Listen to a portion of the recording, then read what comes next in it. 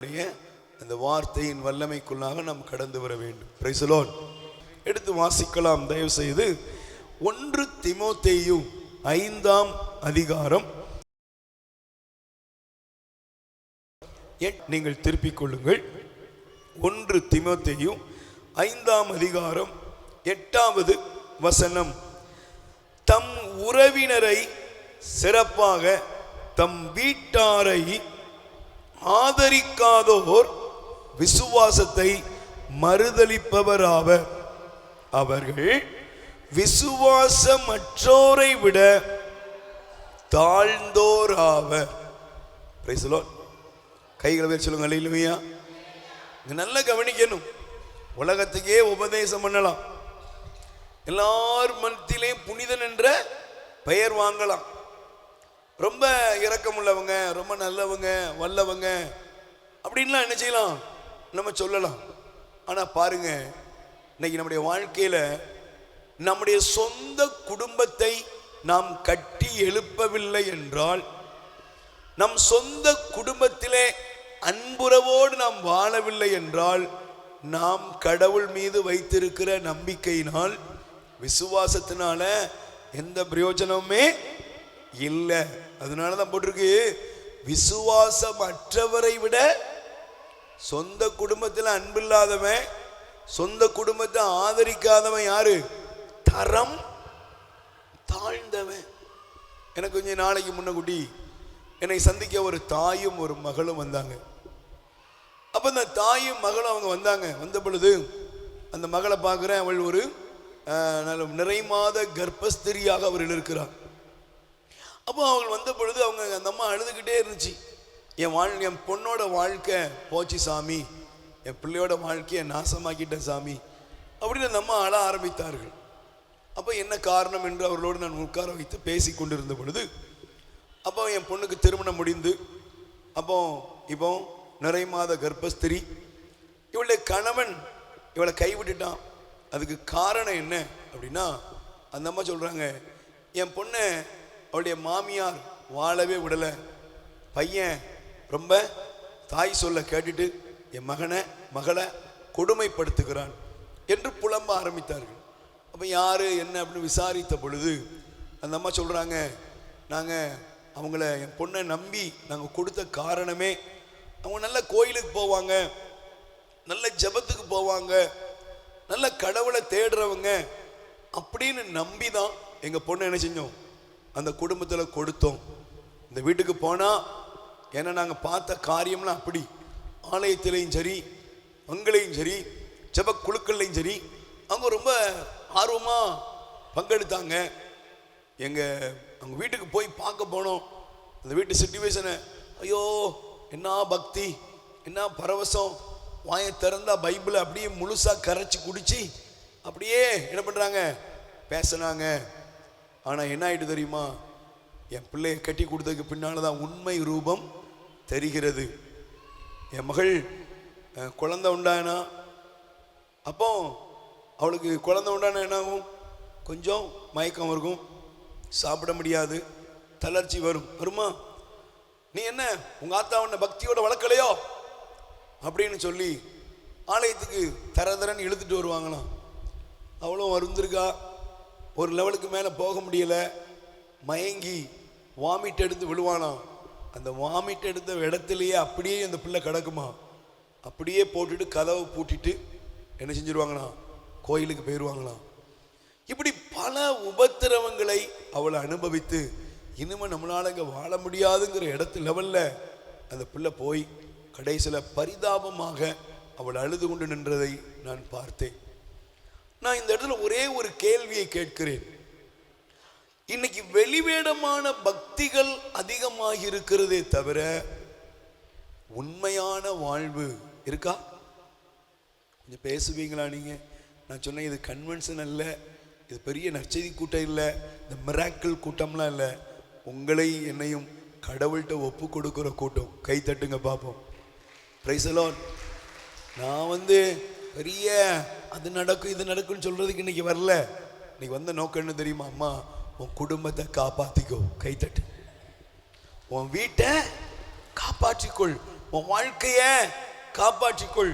உண்மையான ஆன்மீகத்தை நோக்கி நீங்கள் பயணிக்க வேண்டும் என்பதுதான் ஆண்டவருடைய விருப்பம். Price the Lord. சொல்லுங்க அல்லேலூயா. நீங்க நல்லா கவனிச்சு பாருங்க, அன்பு இல்லாமல் ஆன்மீகம் என்ற பெயர்ல, கடவுள் நம்பிக்கை என்ற பெயர்ல இன்னைக்கு இந்த உலகம் ஏதோ ஒரு கற்பனை நம்பிக்கையில் வாழ்ந்து கொண்டிருக்கிறது. Price the Lord. சொல்லுங்க அல்லேலூயா.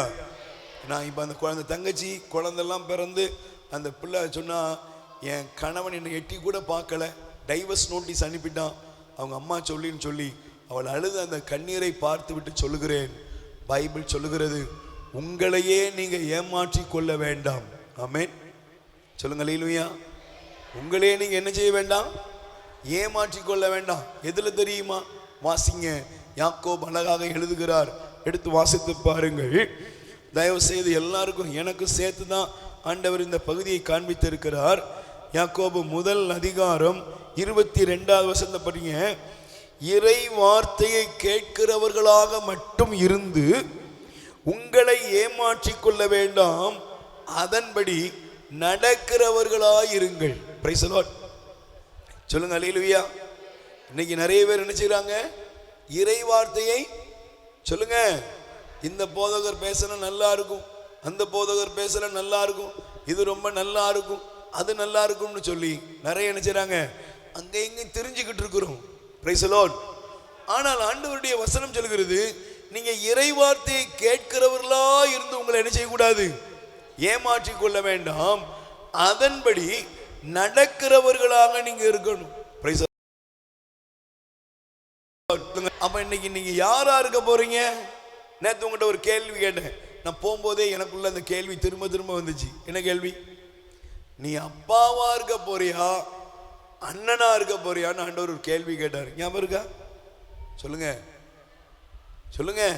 நீ யாரா இருக்க போற? நீ யாரு? அப்பாவா இருக்கிறியா, அண்ணனா இருக்கிறியா? அப்பாவுக்கு அண்ணனுக்கு என்ன டிஃபரெண்ட்? நான் உட்காந்து நைட் எனக்கு இரவு தூக்கம் வரல, அப்படியே யோசித்துக்கிட்டே இருந்தேன். ஆண்டவரே, நான் கூட இந்த அண்ணனை மாதிரி தான் இருக்கேன், நான் அப்பாவா இல்லை. நான் யாரா இல்லை? சொல்லுங்க, நான் யாரா இல்லை? அப்பாவா இல்லை. பக்கத்தில் கை கொடுத்து கேளுங்க, இங்க யாராவது அப்பாவா இருக்கிறீங்களா? இல்லை. ஏன்? அண்ணனுக்கு என்ன ஞாபகம் வந்துச்சு? சொல்லுங்க. டேய், செத்தான்னு நினைச்சேன், திரும்பி எந்திரிச்சா வந்திருக்க, அவனை பத்தி எனக்கு தெரியாதா? பழைய ஞாபகம்லாம் திரும்ப வருதா? சொல்லுங்க. பிடிக்காதவங்களை பார்த்த உடனே முதல்ல உங்களுக்கு என்ன ஞாபகம் வருது? பழைய ஞாபகம் வருது. ஆண்டவரே, நான் நேற்று இரவுல கொஞ்ச நேரம் அதை யோசிச்சுக்கிட்டே இருந்தேன், நானும் கூட பழசதெல்லாம் நினைச்சு அதை திரும்பி திரும்பி யோசித்துக்கிட்டு இருக்கனே, இதை விட்டு எனக்கு விடுதலை தாரும் என்று நான் ஜெபித்துக் கொண்டேன். Price the Lord. இன்னைக்கு நீங்க கேள்வி கேட்க வேண்டிய கேள்வி என்ன தெரியுமா? நீங்கள் கேட்கிறவர்களா இருந்து உங்களை என்ன செஞ்சிடக்கூடாது, ஏமாத்திக்கிடக்கூடாது, அதன்படி நடக்கிறவர்களாக நீங்கள் மாற வேண்டும். ஆமென். சொல்லுங்க அல்லேலூயா. அப்போ உங்க குடும்பத்தை நீங்கள் கட்டி எழுப்ப வேண்டும். கை தட்டுங்க பாப்போம், நல்ல கை தட்டுங்க. Price the Lord. நல்ல பக்கத்தில் உள்ளவங்களுக்கு கை கொடுத்து சொல்லுங்க, உங்க வீட்டை நீங்க கோயில் குளமா சுத்திட்டு எதை விட்டுறக்கூடாது. நீங்க நிறைய பேர் அப்படிதான், அந்த நாள் கூட்டம், இந்த நாள் கூட்டம், வெந்த கூட்டம் எல்லாம் ரைட். வீட்டுக்காரர் அப்படியே தான் இருக்காரு, ஒரு மாற்றம் இல்லை. பிள்ளைங்க அப்படியே தான் இருக்குது. நம்ம எல்லா கூட்டத்துக்கும் போறோம், ஆனால் நம்ம கூட்டத்துக்கு போனதுடைய விளைவு எங்க வரணும்? கணவர்கிட்ட வரணும், பிள்ளைங்கிட்ட வரணும். Price the Lord. நாம் ஜெபம் செய்கிறதுல மட்டும் இல்லை, இன்னைக்கு நிறைய ஜெபம் பண்ணியும் ஒண்ணுமே வீட்டில் நடக்கலை. ஏன்? அதற்கு அடிப்படை நம்முடைய வாழ்க்கையில் மாற்றம் தேவை. Price the Lord. கைகளை வேறு சொல்லுங்க அல்லேலூயா. நான் வேகமாக வேதத்தை பாருங்க. ஆண்டவர் நமக்கு பைபிள் அழகான ஒரு 3 காரியங்களை காண்பிக்கிறார். வாசிங்க, நான் உங்களுக்கு காண்பிக்கிறேன். உங்க வீடு எப்படி இருக்கணும் அப்படின்னா, எசையா 32ஆம் அதிகாரம் 18வது வசனம். என் மக்கள் அமைதி சூழ் வீடுகளிலும் பாதுகாப்பான கூடாரங்களிலும் தொல்லையற்ற தங்குமிடங்களிலும் குடியிருப்பர். Price the Lord. என் பிள்ளைங்க இருக்கிற வீடு எங்க இருக்கு? எப்படி இருக்கணும்? சொல்லுங்க. என் மக்கள் எப்படி இருக்கணும்? அமைதி சூழ்ந்த வீடுகளிலும் பாதுகாப்பான கூடாரங்களிலும் தொல்லையற்ற தங்குமிடத்திலும் குடியிருப்பர். அல்லேலூயா. நல்ல கவனிங்க, எல்லாரும் கைகளை வேறு சொல்லுங்க. எசையா சொல்லுங்க. எசையா 32:18.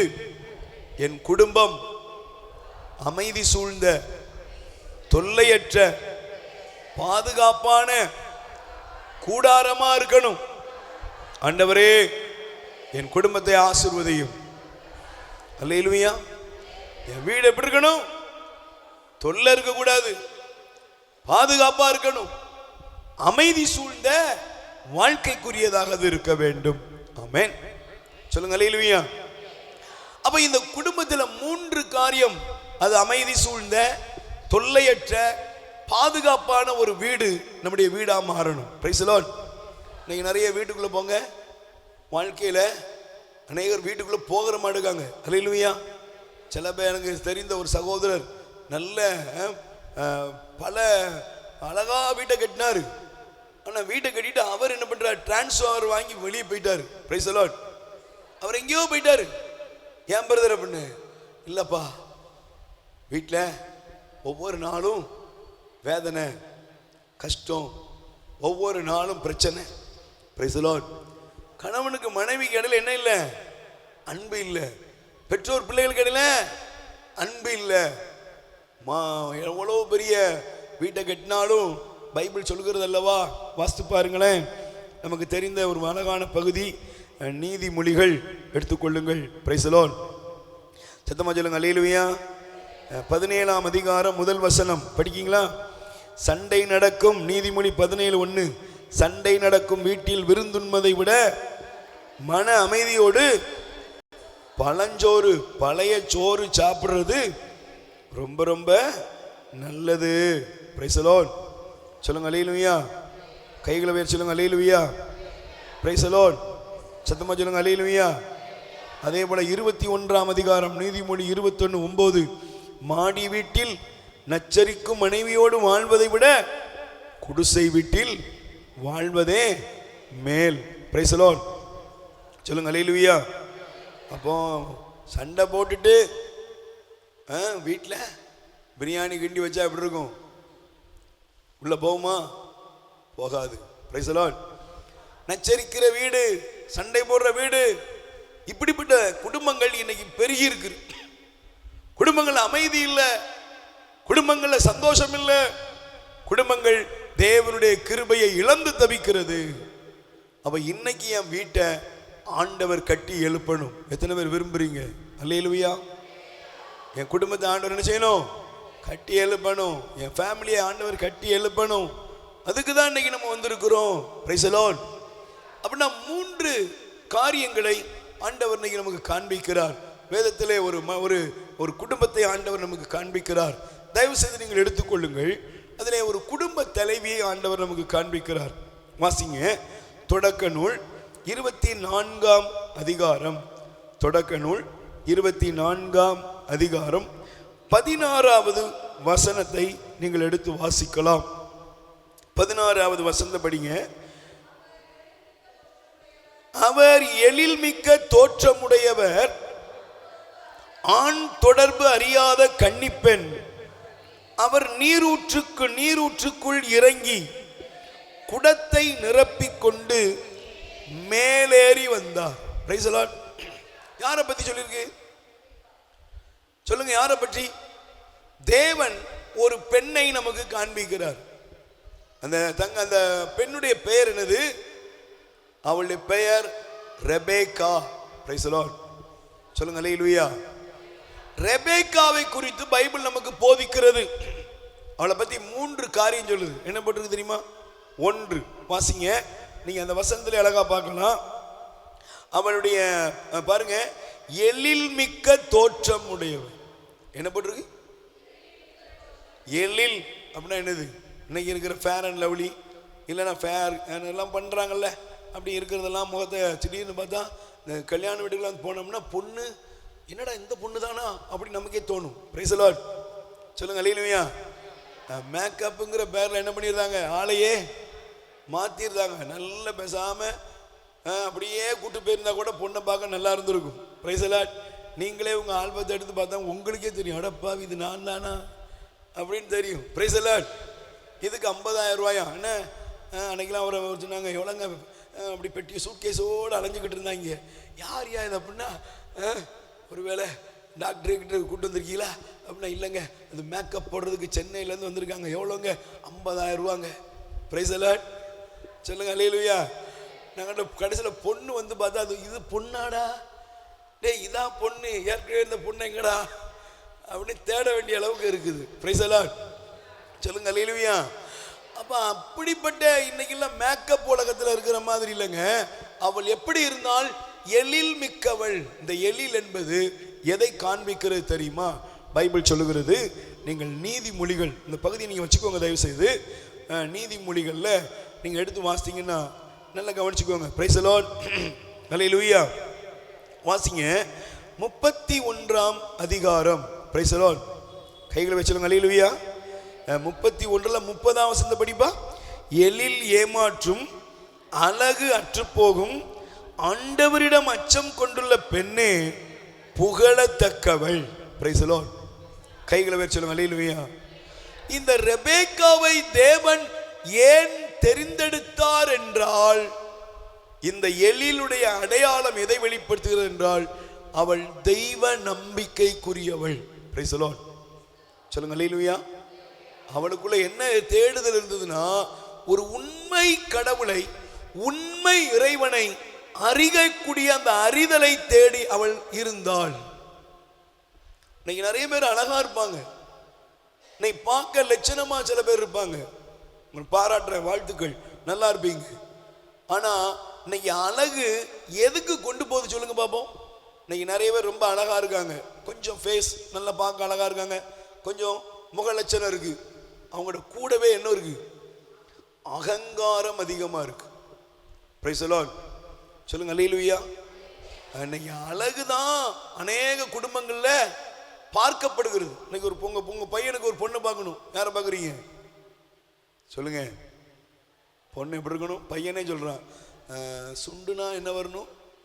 ரத்தம் வரணும். சில சொல்றான் பார்க்கறதுக்கு அப்படியே பல்ல பல்ல பல்லன்னு இருக்கணும், குளு குளுன்னு இருக்கணும், குலோப்ஜாம் மாதிரி இருக்கணும், தக்காளி மாதிரி இருக்கணும். இப்படி எல்லாம் தேடுறான். ஒவ்வொருத்தருக்கும் ஒரு தேடுதல் இருக்கு. ஆனா கொஞ்ச நாள் கழிச்சு பாருங்க, இந்த அழகை வச்சுட்டு யாராவது ரொம்ப நாள் பாராட்டிக்கிட்டு அலையிறாங்கன்னா, ஏன்டா இவ்வளவு போய் கெட்டினங்கிற அளவுக்கு போயிருது.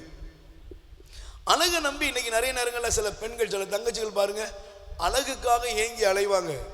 ஆனா இந்த அழகு என்பது ஏமாற்றி விடும். எழில் ஏமாற்றும், அழகு அற்று போகும்.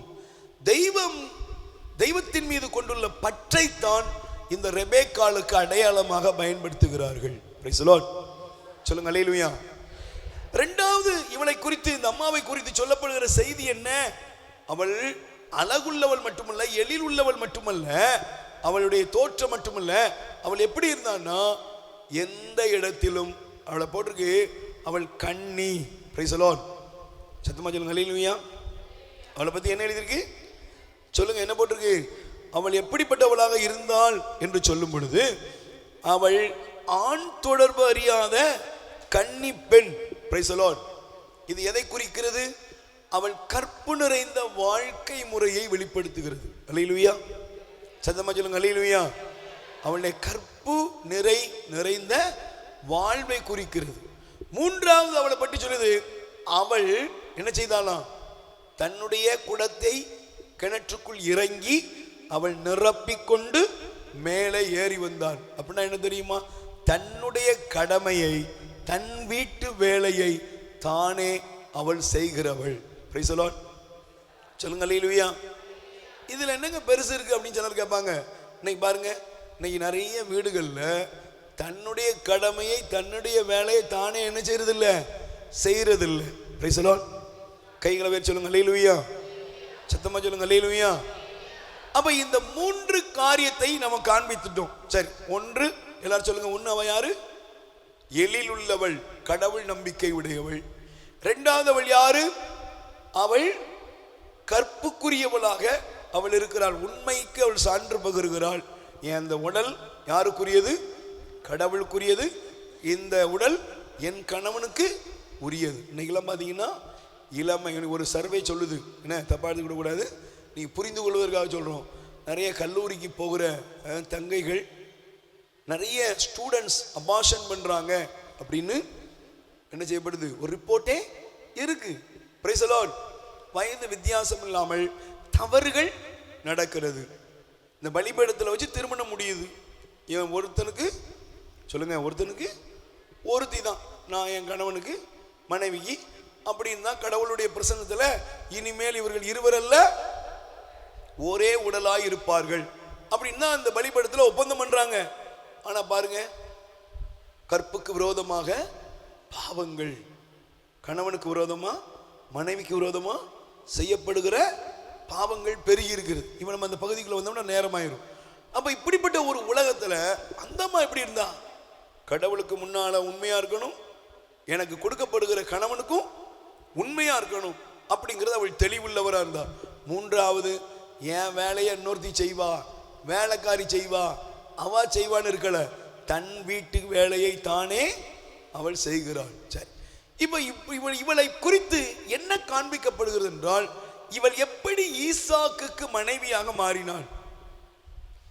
ஈசாக்குக்கு இவள் எப்படி மனைவியாக மாறினாள் என்றால், இவளை குறித்து இவளிடத்தில் காண வேண்டிய முதல் அடையாளம், இவள் உபசரிக்க கூடியவள். Price the Lord. யாரு சொல்லுங்க, இவளுடைய ஹேபிட் என்னது? இவளுடைய ஹேபிட் என்ன? உபசரிக்கும் தன்மை. விருந்தோம்பல்னு தமிழ்ல சொல்லுவாங்க.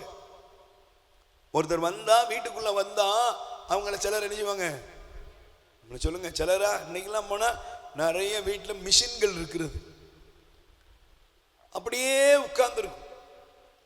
சில குடும்ப தலைவிகள் தலைவர்கள் சிறு உங்களுடைய பிள்ளைகள்லாம் இன்னைக்கு பாருங்க செல்போன்ல அப்படியே உட்கார்ந்துருப்பான். Price the Lord. சொல்லுங்க அல்லேலூயா. முந்திலாம் நம்ம ஒரு வீட்டில், நம்ம வீட்டுக்குள்ள யாராவது நுழைஞ்சா கேட்டு சவுண்டு கேட்ட உடனே வெளியே போய் யார் வந்திருக்கான்னு உபசரித்து அவங்கள கூப்பிட்டு வாங்கன்னு சொல்லி உட்கார வைத்து அவர்களுக்கு நாம தண்ணி கொடுப்போம். முதல்ல கொடுக்கறது ஒரு டம்ளர் தண்ணி குடிங்க. உபசரிக்கும் பழக்கம், விருந்தோம்பல் அங்கே இருந்தது. Price the Lord. இன்னைக்கு குடும்பங்களை என்ன போயிட்டு சொல்லுங்க, இன்னைக்கு யாருமே என்ன செய்யறது இல்லை, கண்டுகிடுறதே இல்லை. சிலர்லாம் சொல்லுவாங்க, வந்தா செலவு வராட்டா லாபம். Price the Lord. சத்தமா சொல்லுங்க அல்லேலூயா. எங்க வீட்டுக்குலாம் யாருமே வரவே வேண்டாம். சிலர்லாம் வெட்டு ஒண்ணு, சும்மா சொல்லுங்க, வெட்டு ஒண்ணு துண்டு ரெண்டு, எனக்கு யாரும் தேவையில்லை, யாரும் எனக்கு வீட்டுக்கு வர வேண்டாம், யாரும் என் வாழ்க்கையில வர வேண்டாம். நல்லா புரிஞ்சுக்கோங்க, இந்த ரெபெக்காளை கடவுள் தேர்ந்தெடுத்த இடம் எது தெரியுமா? அங்கே ஆபிரகாமுடைய வேலைக்காரன் எலியேசர் கடவுள்கிட்ட ஒரு ஜெபம் பண்ணான். என்ன ஜெபம் பண்ணான்? ஆண்டவரே, நான் இந்த நீரூற்றுக்கு அருகில போவேன், அப்ப எந்த பெண்ணிடத்துல நான் யார்கிட்ட போய் அம்மா குடிக்க தண்ணி கொடுன்னு கேட்பேன், அவள் எனக்கு தண்ணி கொடுத்து, எனக்கு மட்டும் இல்லை என்னுடைய ஒட்டகங்களுக்கும் எவள் ஒருத்தி தண்ணீர் குடிக்க கொடுக்கிறாளோ அவள் என் வீட்டு எஜமானனுக்கு மனைவியாக இருப்பாள் அப்படின்னு மனசுல நினைச்சிட்டு போறான். நீங்க இப்போ குடிக்க ஒருத்தர் தண்ணி கேட்டா எவ்வளவு கொடுப்பீங்க? ஒரு செம்பு. அதுலயும் சில வீடுகள்ல இருக்காங்க, சாயங்காலம் போய் தண்ணி கேட்டீங்கன்னா கதை வடைச்சிருவாங்க. 6 மணிக்கு மேல குடிக்க என்ன தர மாட்டாங்க. சொல்லுங்க, தெரியுமா உங்களுக்கு? நாங்க ஒரு ஊருக்கு போயிருந்தோம். Price the Lord. சொல்லுங்க அல்லேலூயா. சாயங்காலம் போல வந்த அந்த நற்செய்தி கூட்டம், நாங்க சும்மா ரோட்ல இருந்து நற்செய்தி அறிவிக்கிறோம். அப்ப அறிவிச்சுக்கிட்டு இருக்கும்போது கொண்டு போன தண்ணி தீர்ந்துட்டு, உடனே எப்பா போய் பாட்டில் போய் தண்ணி வாங்கிட்டு வாண்ணா, அங்க தண்ணி தர மாட்டாங்களா, தண்ணி இல்லையா. Price the Lord. ஆனா இது நல்ல கவனிங்க, ரெபெக்காளுக்கு ஒரு மனநிலை இருந்தது. என்ன? இந்த எலியேசர் போய் கேட்டாரு, குடிக்க கொஞ்சம் தண்ணி கொடு. உடனே அந்த அம்மா தண்ணி கொடுத்துச்சு. கொடுத்துட்டு சொன்னா, நீங்க கொஞ்சம் ஓய்வெடுங்க, நான் உங்க ஒட்டகத்துக்கும் என்ன செய்யறேன், தண்ணி ஊத்துறேன். நீங்க ஒட்டகம் எவ்வளவு தண்ணி குடிக்கும்? ஒரே ஒரு நேரம் நம்ம ஒரு மடக்கு குடிப்போமா? ஆனா ஒரு மடக்கு நம்ம குடிக்கிற மாதிரி ஒட்டகம் தண்ணியில வாய வச்சுட்டுனா ஒரே நேரத்தில் ஒரு மடக்கு குடிக்கிறதுனா 70 லிட்டர் தண்ணி குடிக்கும். எத்தனை லிட்டர் சொல்லுங்க? 70 லிட்டர் தண்ணி என்ன செய்யும்? கபக்குன்னு குடிச்சிருது. நம்ம இன்னைக்கு இருக்கிற மாதிரி மோட்ரு போட்டு இல்லைன்னா ஏதோ இல்லை, அன்னைக்கு அவள் அழகா போட்டு பார்த்தீங்களா, கிணற்றுக்குள் இறங்கி அவள் தண்ணியை என்ன செய்தா? எடுத்து கொண்டு வந்தா. அப்ப அவ ஒட்டகங்களுக்கெல்லாம் தண்ணி கொடுக்கிறார். இதில் எதை காண்பிக்கிறது என்றால், இந்த உலகத்தில் முதலாவது புரிந்து கொள்ளுங்க, இன்னைக்கு நம்முடைய வாழ்க்கையில நாம் நம்மோடு வாழ்கிற நம்முடைய உறவுகளுக்கு, நம்மோடு வாழ்கிறவர்களுக்கு நாம் இந்த உலகத்தில் எப்பொழுது கொடுக்க ஆரம்பிக்கிறோமோ அப்பொழுதுதான் கடவுளுடைய ஆசீர்வாதம் நம் மீது வரும். ஆமென் சொல்லுங்க அல்லேலூயா. நான் உங்களுக்கு ஒரு வசனத்தை காண்பிக்கிறேன், அப்பதான் உங்களுக்கு எனக்கு புரியும். வாசிங்க பார்ப்போம். சீராக் 14ஆம் அதிகாரம் 16வது வசனம். சீராக் 14ஆம் அதிகாரம் 16வது வசனம் படிக்கீங்களாப்பா? கொடுத்து வாங்கு, படிக்கீங்களா?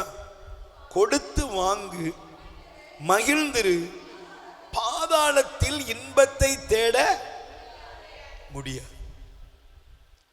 கொடுக்கணும். இன்னைக்கு அன்பு என்பது உங்க குடும்பத்துக்குள்ள அன்பு பரிமாறப்படணும்னா அந்த அன்பு எப்படி வெளிப்படணும்? சிலர்லாம் சொல்லுவாங்க பாருங்க, என் மனைவி மேல எனக்கு ரொம்ப அன்பு இருக்கு பிரதர், என் கணவர் மேல எனக்கு ரொம்ப அன்பு இருக்கு பிரதர். அன்பு இருக்கிறது முக்கியம் இல்லை, அந்த அன்பை காட்டணும். சிலருக்கு அன்பை காமிக்கவே தெரியாது.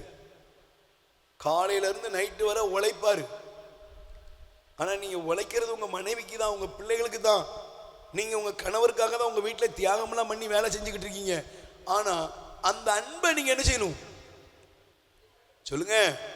எல்லாம் சாப்பாடெல்லாம் ஆக்கி வைக்கிறது முக்கியமா, பரிமாறுவது முக்கியமா? சாப்பாடு ஆக்குனது ரொம்ப சந்தோஷம், ஆனா அதை என்ன செய்யணும்? பரிமாறணும். உட்காருங்க, பரிமாறணும்.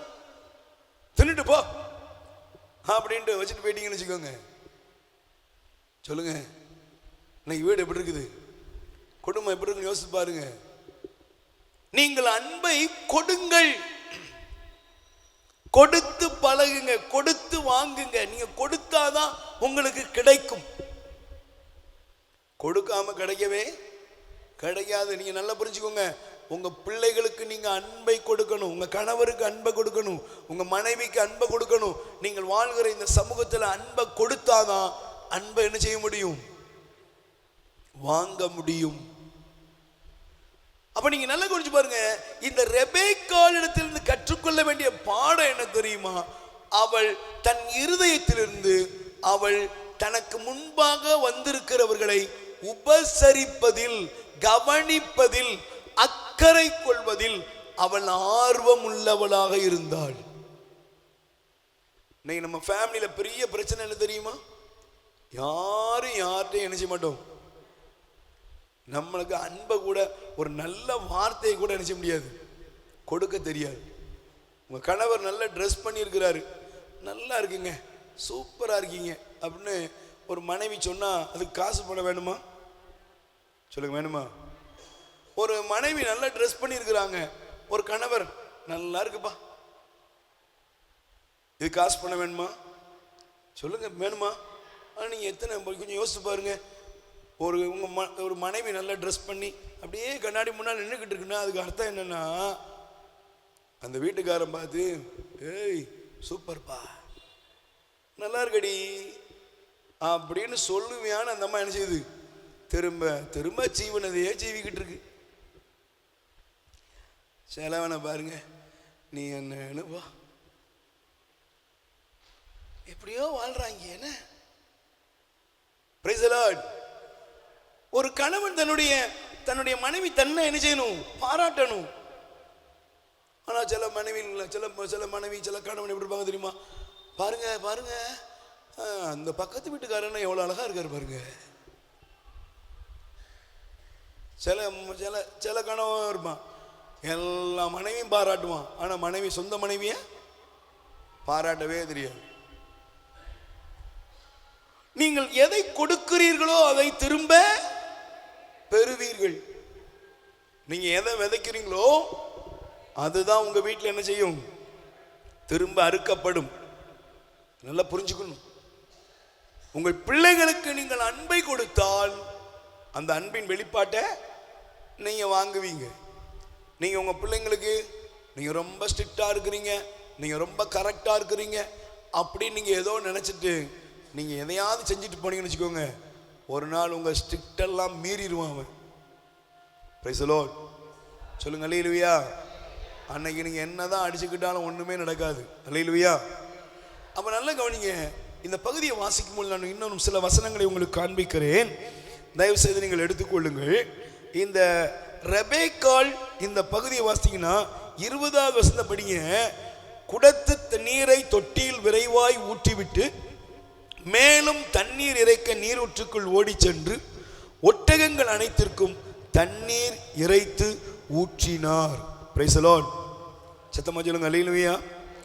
நல்ல கைகளை வச்சு சொல்லுங்க அல்லேலூயா. Price the Lord. சொல்லுங்க அல்லேலூயா. ஹல்லேலூயா. ஹல்லேலூயா. Price the Lord. அவ சளைக்கவே இல்லை, சளைக்கவே இல்லைங்க. நீ என்ன எத்தனை கொடை வேணாலும் எடுத்து ஊத்துறேன். அவள் கவனிப்பதிலே, அவள் விருந்தோம்பலிலே, உபசரிப்பதிலே அவள் அக்கறை உள்ளவளாக இருந்தாள். என்னை தேடி எங்க பகுதிக்கு நீங்க வந்துட்டீங்க, நான் தான் உங்களை என்ன செய்வேன்? கவனிப்பேன். நீ நம்ம குடும்பங்கள் அக்கறையற்ற குடும்பங்களாக இருக்கும் என்றால் அன்பு வளருமா? வளராது. வீட்டுக்காரர் வராரு, சில வீட்டில் நான் தப்பா இருக்காங்க. இன்னைக்கு நம்ம நிறைய குடும்பங்களை சந்திக்கும் போது ஒருத்தருக்கு மேல என்ன கிடையாது? அக்கறையே கிடையாது. மனைவி மேல அக்கறை இல்லை, கணவர் மேல அக்கறை இல்லை, பெற்றோர் மேல அக்கறை இல்லை, பிள்ளைங்க மேல அக்கறை இல்லை. யாரு எப்படி வந்துட்டு போறாங்கன்னே தெரியல. சொந்த வீட்டில் கணவன் சாப்பிட்றதுக்கு இல்லை, சொந்த வீட்டில் மனைவி சாப்பிட்டாளா சாப்பிடலையா தெரியாது. Price the Lord. கைகளை வச்சு சொல்லுங்க அல்லேலூயா. சத்தமா சொல்லுங்க அல்லேலூயா. அப்ப பைபிள் சொல்லுகிறது, எடுத்து வாசியுங்கள். தயவு செய்து உங்களுடைய வேதாகமத்தை நீங்கள் திருப்பிக் கொள்ளுங்கள். சீராக்கின் ஞானம் 31:23 வசனம் வாசிங்க. சீராக்கின் ஞானம் 31 அதிகாரம் 23 வசனத்தை நீங்கள் எடுத்து வாசிங்க பாப்போம். தாராளமாக விருந்தோம்புவரை மனிதர் புகழ்வர், அவர்களுடைய ஈகைக்கு மானிடர் பகரும் சான்று நம்பத்தக்கது. Price the Lord. கைகளை வேறு சொல்லுங்க அல்லேலூயா. தாராளமாய் கொடுக்கிற ஒரு மனநிலைமை. ஆமென். சொல்லுங்க அல்லேலூயா. நல்ல கைகளை வேறு சொல்லுங்க அல்லேலூயா. நீங்க நல்லா கவனிச்சு பாருங்க. ஆபிரகாமுக்கு வாக்குத்தத்தம் எப்பொழுது நிறைவேறியது?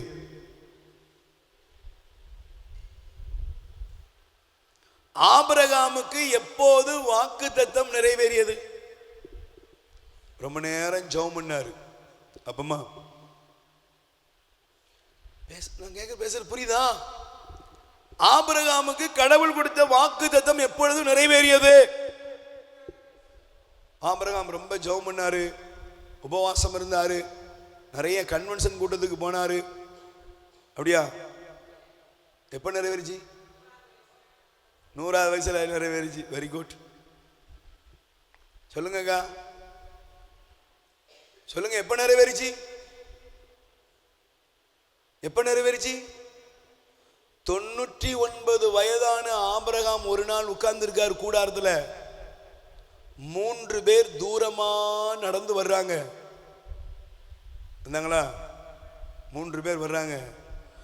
3 பேரை பார்த்த உடனே ஆபிரகாம் ஓடி சென்று அவர்களை வரவேற்று அவர்களுக்கு பாதம் கழுவ தண்ணீர் கொடுத்து, நீங்கள் எங்களோடு ஓய்வெடுங்கள் எங்க வீட்டில்னு சொல்லி கொளுத்த கன்று அடித்து மனைவிட்ட சொல்லி உடனே உணவெல்லாம் ரெடி பண்ணி அவர்களுக்கு சாப்பாடு, அவர்களை உபசரிக்க ஆரம்பித்தார். அப்படிதானே? சொல்லுங்க. உபசரிச்சுக்கிட்டு இருக்கும் போதுதான் 3 பேரும் சொல்றாங்க, ஆண்டவருடைய தூதர் சொல்றாரு, நாங்க அடுத்த இளவேநீர் காலத்துல உன்கிட்ட திரும்ப வருவோம். அப்பொழுது உன் மனைவி சாராள் உனக்கு ஒரு மகனை பெற்றெடுப்பார். கை தட்டுங்க பாப்பா.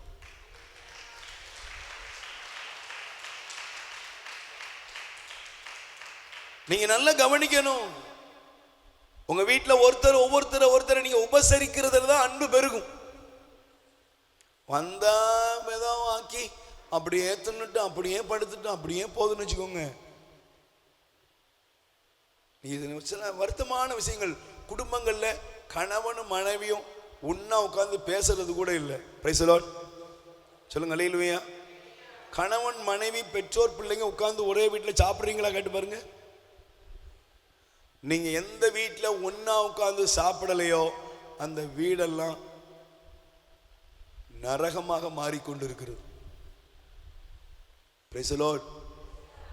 நீங்க ஒன்றாக உட்கார்ந்து சாப்பிடாம போகும் பொழுதே உங்களுக்கு நிறைய உளவியல் ரீதியான பிரச்சனைகள் வரும்.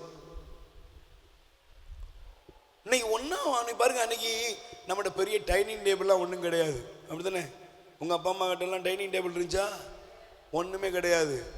ஆனா நம்ம ஆத்தா சாப்பாட்டை போட்டுட்டு பக்கத்துல உட்கார்ந்து சாப்பாடை பரிமாறிக்கிட்டு இருப்பா. அப்பா சாப்பிட்டுக்கிட்டு இருப்பாரு, எனக்கு நல்லா ஞாபகம் இருக்குது. ஆனா சாப்பிட்டுக்கிட்டே இருப்பாரு. எங்களுக்கு சாப்பாடு கொடுக்கப்படும். ஆனா சாப்பிட்டுக்கிட்டு இருந்த அப்பா திடீர்னு நினைச்சுவாருன்னா சாப்பாடை கொஞ்சம் ஒதுக்கி வச்சுட்டு எனக்கு போதும்ட்டு எந்திப்பாரு. பிரைஸ் தி லார்ட் சொல்லுங்க அல்லேலூயா. சட்டியில இருந்த மீன், சட்டியில இருந்த கறியோ, அப்போலாம் 1 கிலோ கறிலாம் வாங்கல, 100 கறி 1/4 கிலோ கறி வாங்கினா பெரிய திருவிழா நம்ம வீட்டில். ஆனா எந்திப்பாரு. நமக்கு தெரியாது, மிச்சம் மீதி இருந்தா அதுல இருந்து கூட எடுக்கிற ஆளா இருந்திருக்கேன். ஆனா அதுக்கு அப்புறமா கொஞ்சம் வளர்ந்த பிறகுதான் தெரியுது இது யாருக்கு. சட்டியில் உள்ளதெல்லாம் உங்க அம்மா எல்லாத்துக்கும் வலிச்சு வச்சுட்டாடா, கடைசியில் அவளுக்கு கஞ்சி தண்ணி கூட இருக்காதுண்டு. அந்த மனுஷன் நம்ம தகப்பனாரு வைத்த ஒருத்து மிச்சத்தை வச்சாரு. எதுக்கு? ஒருவேளை அவ பட்டினி கிடந்துடக்கூடாதுன்னு அவர் தனக்கு பசி இருந்த பொழுதும் அதை தியாகம் செய்தார். கை தட்டுங்க பாப்போம். யாரா நீங்க பார்த்திருக்கீங்களா? உங்க வீட்டில் நடந்திருக்கும்ல. Price the Lord. நல்லா கவனிச்சு பாருங்க. அந்த உணவருந்தும் பொழுது அநேக பிரச்சனைகள் சரியா போயிடும். Price the Lord. இன்னைக்கு நம்ம குடும்பங்கள்ல இதெல்லாம் இல்ல. சுயநலவாதிகள் பெருகிட்டாங்க. வீட்டுக்குள்ள வர்ற ஆளை கூட உபசரிக்கிறது இல்லை. வீட்டுக்குள்ள வர்ற ஆளு யாருன்னு தெரியறது இல்லை பிள்ளைங்களுக்கு. வாங்க உட்காருங்க, அம்மா வந்திருக்காங்க, கூப்பிடணும், அவங்களுக்கு ஏதோ நன்மை ஒன்றும் கிடையாது. ஜட மாதிரி கிடக்கு. படிச்சிருக்கான தவிர மண்டையில ஒண்ணுமே இல்லை. ரெபேக்காளை ஆண்டவர் இங்க காமிப்பது எதுல தெரியுமா? அவளுடைய உபசரிக்கிற பிறர் நலனில் அக்கறை உள்ள மனநிலையை தான் ஆண்டவர் இங்க காண்பிக்கிறார். பிரைஸ் தி லார்ட் சொல்லுங்க அல்லேலூயா. அப்போ உங்க குடும்பம் அன்புல வளரணும்னா என்ன செய்யணும் தெரியுமா? நீங்க மற்றவங்க மேல அக்கறையா இருக்கணும். ஆமென். சத்தமா சொல்லுங்க அல்லேலூயா. Price the Lord. உங்க கணவர் மேல அக்கறை, மனைவி மேல அக்கறை, பிள்ளைங்க மேல அக்கறை, உங்க பெற்றோர் மேல அக்கறை உங்களுக்கு எப்போதும் இருக்கணும். Price the Lord. கைகளை வேர் சொல்லுங்க அல்லேலூயா. அதனாலதான் நீங்க தயவு செய்து எடுத்து வாசிங்க. எபிரேயர் 13ஆம் அதிகாரம் 2வது வசனத்தை நீங்கள் எடுத்து வாசிங்க. எபிரேயர் 13ஆம் அதிகாரம் 2வது வசனம் வாசிங்கப்பா. எபிரேயர் 13:2. அந்நியரை வரவேற்று விருந்தோம்ப மறவாதீர்கள். இவ்வாறு விருந்தோம்பியதால் சிலர் தாங்கள் அறியாமலே வானதூதர்களை மகிழ்ச்சி படுத்தியது உண்டு. கை தட்டுங்க பாப்போம். பிரைஸ் தி லார்ட் சொல்லுங்க அல்லேலூயா. உங்க வீட்டுக்குள்ள வர உங்களுடைய குடும்பத்தில் யாராவது வர்றாங்கன்னா நீங்க அவங்கள உபசரிச்சீங்கன்னா, அவங்கள உபசரிச்சு அவங்கள உட்கார வச்சு அவங்களுக்கு சாப்பாடு கொடுத்து அவங்கள கவனிச்சா அதில் யார் வந்து வர்றா? தேவ தூதர்கள் உங்க மத்தியில் வருகிறார்கள் என்று இந்த பகுதியிலே நமக்கு காண்பிக்கப்படுகிறது. Price the Lord. கைகளை வேர் சொல்லுங்க அல்லேலூயா. அப்ப நல்லா கவனிக்கணும். நம்முடைய குடும்பம் பாதுகாக்கப்படனா நம்முடைய குடும்பத்தில் உபசரிக்கும் மனநிலைமை இருக்கணும். என்ன இருக்கணும்? கணவனை விசாரிங்க, மனைவியை விசாரிங்க, பிள்ளைகளை விசாரிங்க.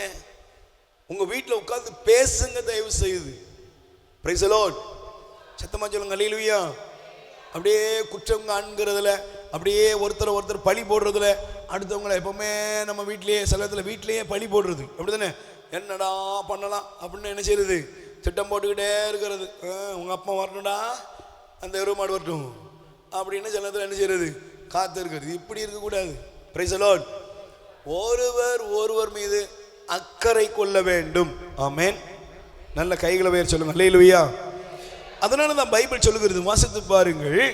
1 பேதுரு 4:9 வாசிங்க. 1 பேதுரு 4:9 வாசிக்கலாமா? வாசிங்க. முணுமுணுக்காமல்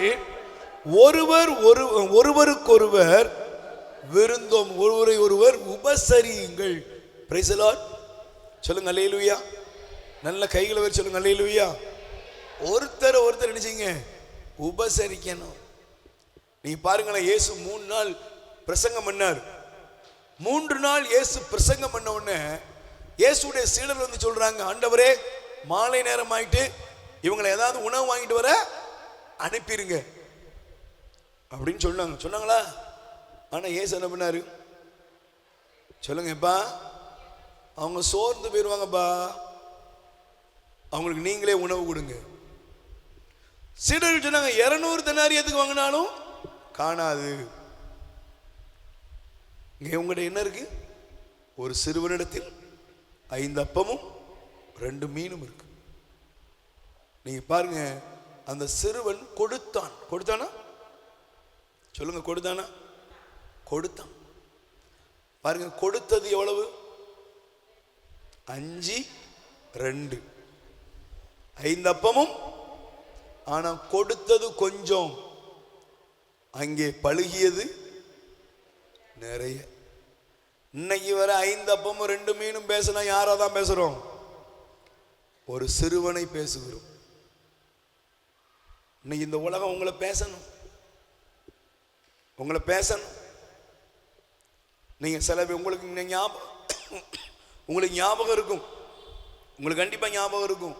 நீங்க ஒருவேளை உங்களுடைய சின்ன வயதுல சில நேரங்களில் உங்க சொந்தக்காரங்க வீட்டுக்கு போயிருக்கும்போது நல்லா கவனிச்சாங்க, நல்ல அன்பா இருந்தாங்க. உங்க ஞாபகத்தில் இருக்குமா? ஆனா அதே இது ஒரு கண்ணுக்கு வெண்ணையும் ஒரு கண்ணுக்கு சுண்ணாம்பும் வச்சதும் ஞாபகத்துக்கு வருமா? சொல்லுங்க, வருமா வராதா? அன்னைக்கு கஷ்டப்பட்டோம், என்னெல்லாம் பண்ணாங்க நமக்கு ஞாபகத்துக்கு இருக்கும். ஒரு நாளும் பிறருக்கு எந்த விதத்திலும் நாம் வேதனைக்குரிய அனுபவத்தை நாம் கொடுத்து விடவே கூடாது. Price the Lord. சொல்லுங்க அல்லேலூயா. அப்போ உங்க குடும்பம் நல்ல அழகாக அற்புதமாக இருக்குன்னா அடுத்த ஒரு வசனத்துக்குள்ள வாங்க. 1 கொரிந்தியர் 10:24 படிங்க. 1 கொரிந்தியர் 10:24 படிங்கம்மா. எவரும் என்ன செய்யக்கூடாது? படிக்கீங்களாப்பா? 1 கொரிந்தியர் 10:24 படிங்கம்மா. எவரும் தன்னலம் நாடக்கூடாது, பிறர் நலமே நாட வேண்டும். அப்படின்னா தானே? பக்கத்தில் கை கொடுத்து சொல்லுங்க, சுயநலவாதியா இருக்கக்கூடாது. சத்தமா சொல்லுங்க, எப்படி இருக்கக்கூடாது? சில பேருக்கு ஒரு பழக்கம் இருக்கு, பார்த்துருக்கீங்களா? தானே உடுத்துவான், தானே சாப்பிடுவான், தானே செத்து போயிடும், சீக்கிரம் போயிடும். Price the Lord. சொல்லுங்க அல்லேலூயா. நல்ல கவனிக்கணும். தன்னலம் தேடுகிறவன் யாரை பத்தியும் கவலை இருக்காது. சில பாருங்க, என் இஷ்டம், நான் குடிச்சுக்கிட்டே சாவேன். இன்னைக்கு நிறைய குடும்பத்தில் குடிகாரனுக்கு குறைவா கூடுதா குறையுதா? கூடிக்கிட்டே போகுது. குடிக்கிறான், என்ன வேணாலும் போய் சொல்லுங்க, குடிச்சுக்கிட்டே தான். இன்னைக்கு நீங்க பார்த்தீங்கன்னா தன்னலம், அதனுடைய விளைவு பார்த்தீங்கன்னா ஆந்திரா தெலுங்கானாவில் நடந்த ஒரு சம்பவம். ஒரு பிள்ளை வேறொரு பையனை விரும்புகிறா. பெற்றோர் சொல்கிறாங்க, ஏம்மா நீ சரியான பாதையில போல அப்படின்னு கண்டிக்கிறாங்க. சொந்த அம்மாவுக்கும் அப்பாவுக்கும் என்ன பண்றா, மயக்க மருந்து ஊசி, அவ நர்ஸு, மயக்க ஊசிய அம்மாவை மெல்ல சமைச்சுக்கிட்டு இருந்த அம்மாவை கூப்பிட்டு அம்மாவுக்கு ஒரு ஊசி, அம்மாவுக்கு ஊசி போடுறா. அம்மா அவனுக்கு கழுத்து வலிங்கன்னு இந்த ஊசி போட்டா சரியாயிரும் ஊசி போட்டா, மயக்க மருந்துடைய அளவை கூட்டி போட்டதுனால அம்மா செத்து போயிட்டா. அப்பா வேலைக்கு போயிட்டு வர்றாரு. வேலைக்கு போயிட்டு வந்து அப்பா கேட்காரு, அம்மா என்னடா வேலை செய்யாம தூங்குறா? இல்லப்பா அம்மாவுக்கு கழுத்து வலின்னு சொன்னாங்க, நான் எங்க டாக்டர்கிட்ட சொல்லி ஒரு ஊசி வாங்கிட்டு வந்தேன். உங்களுக்கு இடுப்பு வலிங்க நீங்களப்பா, கொஞ்சம் போட்டு தூங்குங்க அப்படின்னு அப்பா பாருங்க எவ்வளவு நம்பிக்கையோட மகாட்ட கொடுத்தாரு. அம்மா அம்மாவுக்கு ஊசி போட்டுட்டு அடுத்து யாருக்கு போட்டுருக்கா? அப்பாவுக்கு ஊசி போடுறா. அப்பாவுக்கு ஊசி போட்டு அப்பாவும் மயக்கத்துல விழுறாரு. 2 பேரும் செத்து போறாங்க. நான் உண்மையிலே யோசித்து பார்க்குறேன், கண்ணு முன்னால அம்மா துடிச்சு சாவுறா, அப்பா உனக்காக உழைச்சிட்டு வெளியிருந்து வர்றாரு, அப்பாவை கொல்றதுக்கு மனசு எப்படி வருது? இங்க இருக்கிற வாலிப பிள்ளைங்கிட்ட ஒரு கேள்வி கேட்கணும். நீ போட்டிருக்கிற நைட்டி, நீ போட்டுக்கிற சுடிதார், நீ போட்டுக்கிற கம்மல், நீ தலைச்சீவி, நீ சிங்காரிச்சு உட்கார்ந்துருக்கிய, இதுல யாரால? உங்க அப்பனும் உங்க ஆத்தாலும் உனக்காகப்பட்ட கஷ்டத்தினாலதான். நீ போட்டிருக்கிற இன்னர்ல இருந்து நீ போட்டிருக்கிற எல்லாமே யார் வாங்கி கொடுத்தது? யாருங்க வாங்கி கொடுத்தது? உங்க அப்பாவும் உங்க அம்மாவும் வாங்கி கொடுத்தது. உன் உச்சந்தலையிலிருந்து உள்ளங்கால் வரையில உங்க அப்பன்டையும் உங்க ஆத்தாவுடைய ரத்தத்தையும் குடிச்சிட்டு ஏதோ ஒரு நாய் நாதாரி சொன்ன உடனே அப்பா வேண்டாம் அம்மா வேண்டாம்னு போட்டுட்டு ஓடுற பாரு, வாழ்க்கை என்னாகும்? நீ எதை செய்தையோ அதை விட பல 1000 மடங்கு ஒரு நாள் நீ அதுக்கு விலை கொடுக்கணும். Price the Lord. சொல்லுங்க அல்லேலூயா. நான் அந்த சம்பவத்தை வாசித்தோன்னு எனக்குள்ள கேள்வி, ஒரு சொந்த தாய் தகப்பனையும் கொல்லுகிற அளவுக்கு சுயநலம் கூடிட்டு, பிரைஸ் தி லார்ட் சொல்லுங்க அல்லேலூயா. யாரோ 20 வருஷம் பெத்து வளர்த்து உன்னை படிக்க வச்சு உனக்காக படாத பாடு படுறா, ஆனா அவனை அந்த அப்பாவை அம்மாவையும் தூக்கி எறிஞ்சிட்டு இவன் தான் வேணும்னு காம பேய் பிடிச்சு அலைகிற காம பிசாசுகளே, காதல் மயக்கங்கிற காம வெறியில் அலைகிற பாதகர்கள் ஒரு நாளும் நலமோடு வாழவே முடியாது. இன்னைக்கு இருக்கிற காதல்லாம் உண்மை காதலே கிடையாது. பிரைஸ் தி லார்ட் சொல்லுங்க அல்லேலூயா. பைபிள் சொல்லுகிறது, அதனதன் காலத்தில் அதனதன் காரியங்களை ஆண்டவர் என்ன செய்வார்? செம்மையா செய்வாராம். ஈசாக்கு 40 வயசுல ஈசாக்குக்கு ஆபிரகாம் பொண்ணு பார்க்கிறாரு. 40 வயசான ஈசாக்குக்கு யார் பொண்ணு பார்க்கிறா? ஆபிரகாம் பொண்ணு பார்க்கிறாருப்பா, என் பையனுக்கு நல்ல பொண்ணா பார்க்கணும்பா.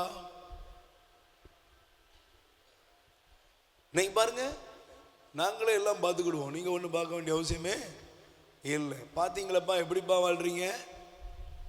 யார் தொங்குறது அப்படின்ட்டு அலைகிறாங்க. தன்னலம் சுயநலம், சுயநலமோடு வாழ்ந்துடக்கூடாது. ஒரு கணவன் மனைவிக்காக விட்டு கொடுக்கணும், மனைவி கணவனுக்காக விட்டு கொடுக்கணும். ரெபேக்காவுக்கு குழந்தை இல்லை, ரெபேக்காவுக்கு குழந்தை இல்லை. நீங்க பைபிள் படிச்சு பாருங்க, ரெபேக்காவுக்கு என்ன இல்லை? குழந்தை இல்லை. உடனே ஈசாக்கு மனைவியை தள்ளி வச்சுட்டாரா? பைபிள் சொல்லுது, ஈசாக்கு தன் மனைவி ரெபேக்காளுக்காக ஜெபித்தார். கை தட்டுங்க பாப்போம். மனைவி ரெபேக்காளுக்காக ஈசாக்கு என்ன செஞ்சாரு? ஜெபம் பண்ணாரு.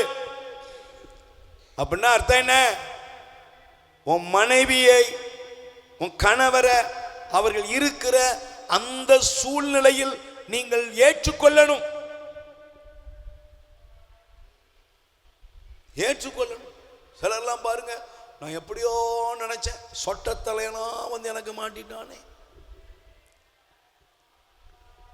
நான் எப்படியோ நினைச்சேன், தர வர முடி இருக்குன்னு நினைச்சேன், ஆளு உள்ளவள ஒருத்தி எனக்கு கட்டி வச்சுட்டாங்களே. Price the Lord. சொல்லுங்க, எல்லாம் நம்ம வீட்டில் பேசுறது தானே. இவர் என்னமா பெரிய அமீர் கான் ஷாருக்கானா? அவனுங்களே கிழவன் தானே. என்னைக்கு உன் சொந்த வீட்டுக்குள்ள ஒருத்தரை ஏற்றுக்கொண்டு வாழ்றீங்களோ அன்னைக்கு தாங்க வீடு நல்லா இருக்கும். எனக்கு கடவுள் கொடுத்த மனைவி, எனக்கு கடவுள் கொடுத்த கணவன், நீ முதல்ல ஏற்றுக்கொள். இந்த பக்குவம் வரணும். இந்த கணவரை நான் அன்பு செய்யணும், இந்த மனைவியை நான் அன்பு செய்யணும். இதுதான் கடவுளுக்கு முன்னால நீ பிரமாணமா இருக்கிறது. கற்பனையிலே வாழ்ந்துகிட்டு இருக்கிறது. அல்லேலூயா. சத்தமா சொல்லுங்க அல்லேலூயா. அந்த ஈசாக்கு தன் மனைவிக்காக என்ன செஞ்சாரு? ஜெபித்தார். நீங்க அதனாலதான் 1 சாமுவேல்ல பார்க்கலாம், அன்னாளுக்கு குழந்தை இல்லை. இல்ல சொல்லுங்க இல்ல. உடனே அப்படியே அந்த அம்மா அழுதுகிட்டு இருக்கா. எல்கானா அந்த புருஷன் பாருங்க, ரொம்ப நல்ல மனுஷன். அந்த மனுஷன் போய் மனைவியை சொல்றாரு 10 பிள்ளையை விட நான் உனக்கு சிறந்தவன் அல்லவா? உங்க வீட்டில் பாருங்க, கணவர் தோல்வி அடைஞ்சிட்டாரா, ஒரு பிசினஸ் நஷ்டமா, ஒரு உழைப்பு வருமானம் குறைஞ்சு போச்சா, உடனே என்ன செஞ்சிடாதீங்க, திட்டி தீத்துறாதீங்க. உங்க கணவரையோ உங்க மனைவியோ உங்க பிள்ளைகளையோ பெற்றோரையோ உங்கள் சகோதர சகோதரிகளையோ கூட காயப்படுத்தி விடாதீர்கள். Price the Lord. சொல்லுங்க அல்லேலூயா. அதனாலதான் இயேசு சொன்னாரு, என்னை பின்பற்ற விரும்புகிறவன் தன்னலம் துறந்து தன் சிலுவை எடுத்துக்கொண்டு என் பின்னால வரட்டும். இயேசு பின்னால நீ போகணும்னு முடிவெடுத்துட்டியா? இயேசு பின்னால உன்னுடைய வாழ்க்கையை நீ போகணும் முடிவெடுத்தா, அந்த சூழ்நிலையில என்ன எத்தனையோ சகோதரிகள் சொல்லுவாங்க, பிரதர் என் கணவர் ஒரு குடிகாரனா தான் இருந்தாரு, ஆனா அந்த சூழ்நிலையிலும் நான் அதை ஏற்றுக்கொண்டு ஆண்டவருக்காக நான் அதை பொறுத்து சகித்து நான் அந்த மனுஷன்கிட்ட வாழ்ந்தேன். இன்னைக்கு அவர் மனம் மாறி நல்ல மனுஷனா இருக்கிறாரு. கை தட்டுங்க பாப்போம். இன்னைக்கு உங்க குடும்பத்துக்கு தேவை அன்பை கொடுங்கள், உபசரிப்பை கொடுங்கள். வேற உங்களுடைய உறவுகளுக்கு, உங்களோடு வாழ்கிறவர்களுக்கு நீங்கள் நல்லதை கொடுங்கள். Price the Lord. சொல்லுங்க அல்லேலூயா. ஒரு ஸ்மைல், ஒரு புன்முறுவல் கூட இன்னைக்கு இல்ல. உங்களுடைய வாழ்க்கையில கொடுங்கள், கொடுங்கள், கொடுத்து பாருங்கள். இயேசு சொன்னார், கொடுங்கள் உங்களுக்கு கொடுக்கப்படும். எப்படி? அமுக்கி குலுக்கி சரிந்து மடியில் தட்டுவார்கள்.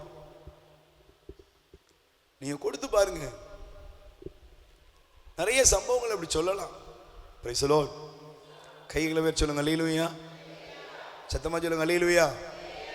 எல்லாரையும் வெறுக்காதீங்க, எல்லாரையும் நெகட்டிவாவே பார்க்காதீங்க, எல்லாரையும் கருப்பு கண்ணாடி போட்டு எல்லாரையும் நீங்க நினைக்கிற மாதிரியே பார்க்காதீங்க. எல்லா மனுஷனுக்குள்ளே கடவுள் நன்மையை வைத்து இருக்கிறார். Price the Lord. சொல்லுங்க அல்லேலூயா. ரெண்டாவது, நீங்கள் தயவு செய்து எடுத்துக்கொள்ளுவோம். அதுக்கு முன்பாக ஒரு பல்லவியை நாம் பாடலாம். ஆமென். எல்லாரும் எழுந்து நிற்போம். பாப்போம். எழுந்து நிற்க. பக்கத்துல கை கொடுத்து முகத்தை பார்த்து சொல்லுங்க, நீங்க அழகா இருக்கீங்க. என்னம்மா முகத்தை பார்த்து சொல்லுங்க, நீங்க அழகா இருக்கீங்கக்கா. தங்கச்சி நீங்க எப்படி இருக்கீங்க? அழகா இருக்கீங்க, நல்லா இருக்கீங்க. Price the Lord. சொல்லுங்க அல்லேலூயா. நீங்க நல்லா இருக்கீங்க, நீங்க அழகா இருக்கீங்க. பக்கத்துல கை கொடுத்து சொல்லுங்க, நீங்க அன்பானவர். சொல்லுங்க, நீங்க எப்படி? யாரு? வம்பா அன்பா? அன்பு. நீங்க எப்படி? நீங்க தான் அன்பு. Price the Lord. சொல்லுங்க அல்லேலூயா. கைகளை வேறு சொல்லுங்க அல்லேலூயா. பக்கத்தில் கை கொடுத்து சொல்லுங்க, கொடுங்கள் உங்களுக்கு கொடுக்கப்படும். என்ன கொடுக்கணும்? ஒரு அன்பு, ஸ்மைல். உங்க வீட்டுக்குள்ள அன்பு இருக்கணும், சிரிப்பு இருக்கணும். உங்க வீட்டுக்குள்ள நீங்க உபசரிப்பு இருக்கணும். உட்காருங்க, சாப்பிடுங்க அப்படின்னு ஒருத்தர் என்ன செய்யணும்? உபசரிக்கணும். Praise the Lord. சொல்லுங்க அல்லேலூயா. எங்கெல்லாம் உபசரிப்பு இருக்கிறதோ, எங்கெல்லாம் அங்கே எந்த இடத்திலெல்லாம் கொடுக்கும் மனநிலைமை இருக்கிறதோ அங்கெல்லாம் கடவுள் இருப்பார். ஆமென். சொல்லுங்க அல்லேலூயா. நல்ல கைகளை உயர்த்தி சொல்லுங்க, மகிழ்வோ மகிழ்வோ தினமாக மகிழ்வோம், இயேசுராஜனம் சொந்தமாகினார். இந்த பார்தலத்தின் சொந்தக்காரர் அவர், எந்த உள்ளத்தில் சொந்தமானார். கைகளை தட்டி பாடுவோம்.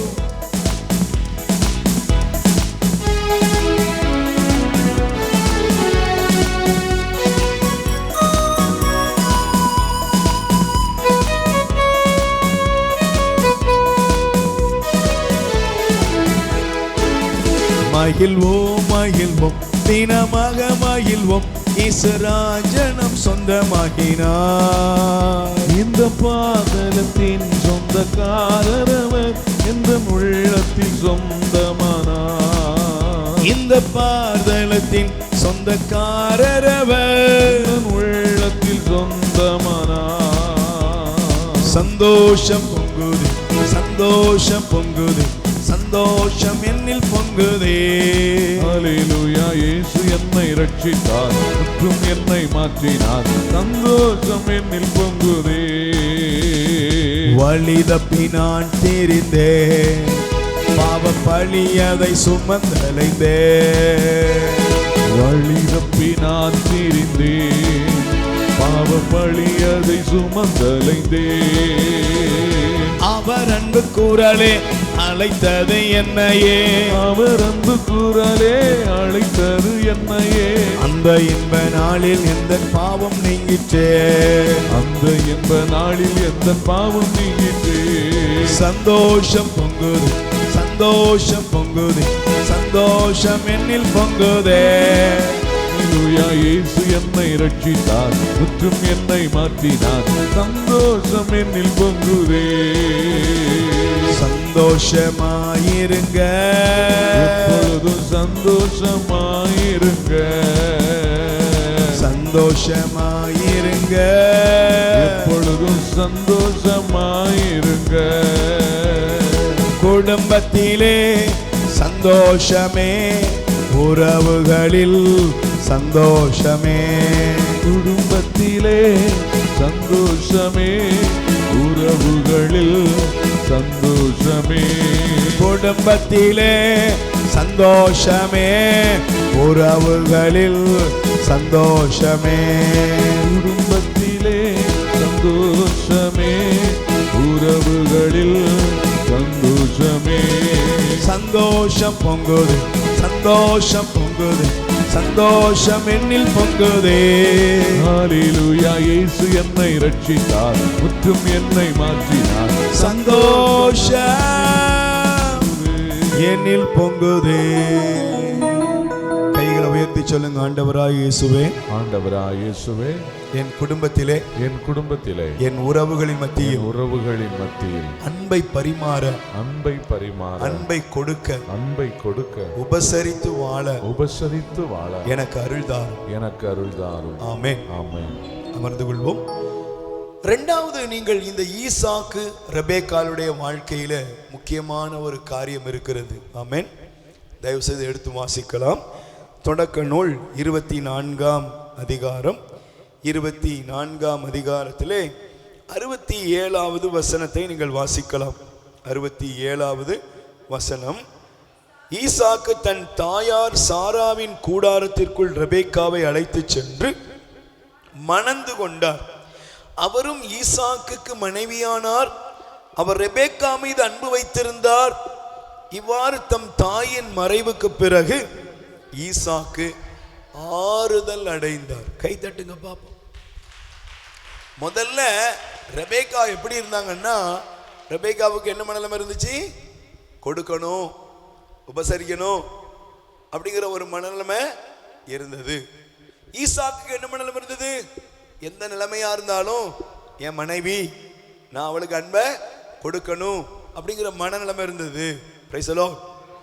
அதனாலதான் கடவுள் அவர்களை ஆசீர்வதித்தார். இப்ப ரெண்டாவது நீங்க பாருங்க, இந்த ஈசாக்குக்கும் ரெபேக்காளுக்கும் உள்ள இடத்தை நீங்க பாத்தீங்கன்னா, இந்த ரெண்டு பேரையும் ஆண்டவர் நமக்கு காமிக்கிறார். என்ன தெரியுமா? அவர்கள் ஒருவரை ஒருவர் மதித்தார்கள். என்ன செஞ்சாங்க சொல்லுங்க? ஒருவர் ஒருவரை மதிக்கணும். முதல்ல ரெண்டாவது நீங்க குடும்பத்துல என்ன வரணும்? மதிக்கணும். நீங்க குடும்பத்துல பாருங்க, மதிப்பே கிடையாது. நேற்று நம்ம பைபிள்ல படிச்சோம், கடவுள் சொல்றாரு, நீ என் பார்வையில் விலையேற பெற்றவன், மதிப்பு மிக்கவன். Praise the Lord. இன்னைக்கு கணவன் மனைவி கடையில மதிப்பு இருக்கா? கணவனை குறித்து பெருமையாக ஒரு 3 நல்ல காரியங்கள் சொல்லுங்கள் அப்படின்னு நான் சில கூட்டத்தில் கேட்டிருக்கேன். யோசிப்பாங்க, ரொம்ப யோசிப்பாங்க. ஆனால் அவங்க கணவரை குறித்து ஒரு 10 தவறுகளை சொல்லுங்கன்னா மனப்பாடமா நிமிஷம்லாம் வேண்டாம், என்ன ராக்கெட் வேகத்தில் அப்படியே வந்துடும், ஃப்ளூவெண்டாக வரும். வருமா சொல்லுங்க, வருமா? வரும். கணவரை குறித்து மனைவியை குறித்து நமக்கு எப்பவுமே உங்க கணவரை குறித்து ஒரு நல்ல பாசிட்டிவ் தாட்ஸ் முதல்ல வரணும். Price the Lord. உங்க கணவர் ஒருவேளை பார்க்க அவர் பெரிய பாருங்க பெரிய கதாநாயக மாதிரிலாம் இருக்க வேண்டாம். அல்லேலூயா. ஒரு கதாநாயகி மாதிரிலாம் இருக்க வேண்டாம் உங்க மனைவி. Price the Lord. உங்க மனைவி, உங்க கணவர், உங்களுக்கு கடவுள் கொடுத்த பிள்ளைங்க யாரோ மாதிரி முதல்ல இருக்கணுங்கிற எண்ணத்தை முதல்ல நீங்க மாத்தணும். Price the Lord. சில நேரங்களில் நிறைய பேரண்ட்ஸ் சொல்லுவாங்க, பாருங்க பிரதர், அந்த பிள்ளை எப்படி படிக்க தெரியுமா, இதையும் பெத்து வச்சிருக்கானு. நீங்க செய்யற பெரிய துரோகம். உங்க பிள்ளைய வச்சுட்டு நீங்க மற்ற பிள்ளைகளை பாராட்டுறது இருக்குல்ல, அதை விட ஒஸ்டான காரியம் உலகத்திலேயே கிடையாது. சில நேரங்களில் சில மனைவிமாருக்கு ஒரு பெரிய பிரச்சனை இருக்கு. என்ன தெரியுமா? கணவர் வச்சுட்டு சொல்லுவாங்க, சும்மா இருங்க, உங்களுக்கு ஒண்ணுமே தெரியாது. விவரம் இல்லாதவர் பிரதர், அவர் எதாவது சொல்லிக்கிட்டு இருப்பாரு. இன்னைக்கு நிறைய வீட்டுக்காரர் பேச மாட்டார். பக்கத்தில் கை கொடுத்துக்கோங்க, உன் வீட்டுக்காரர் பேசுவாரா? நீங்க என்ன ஒரு மாதிரி பாக்கீங்க?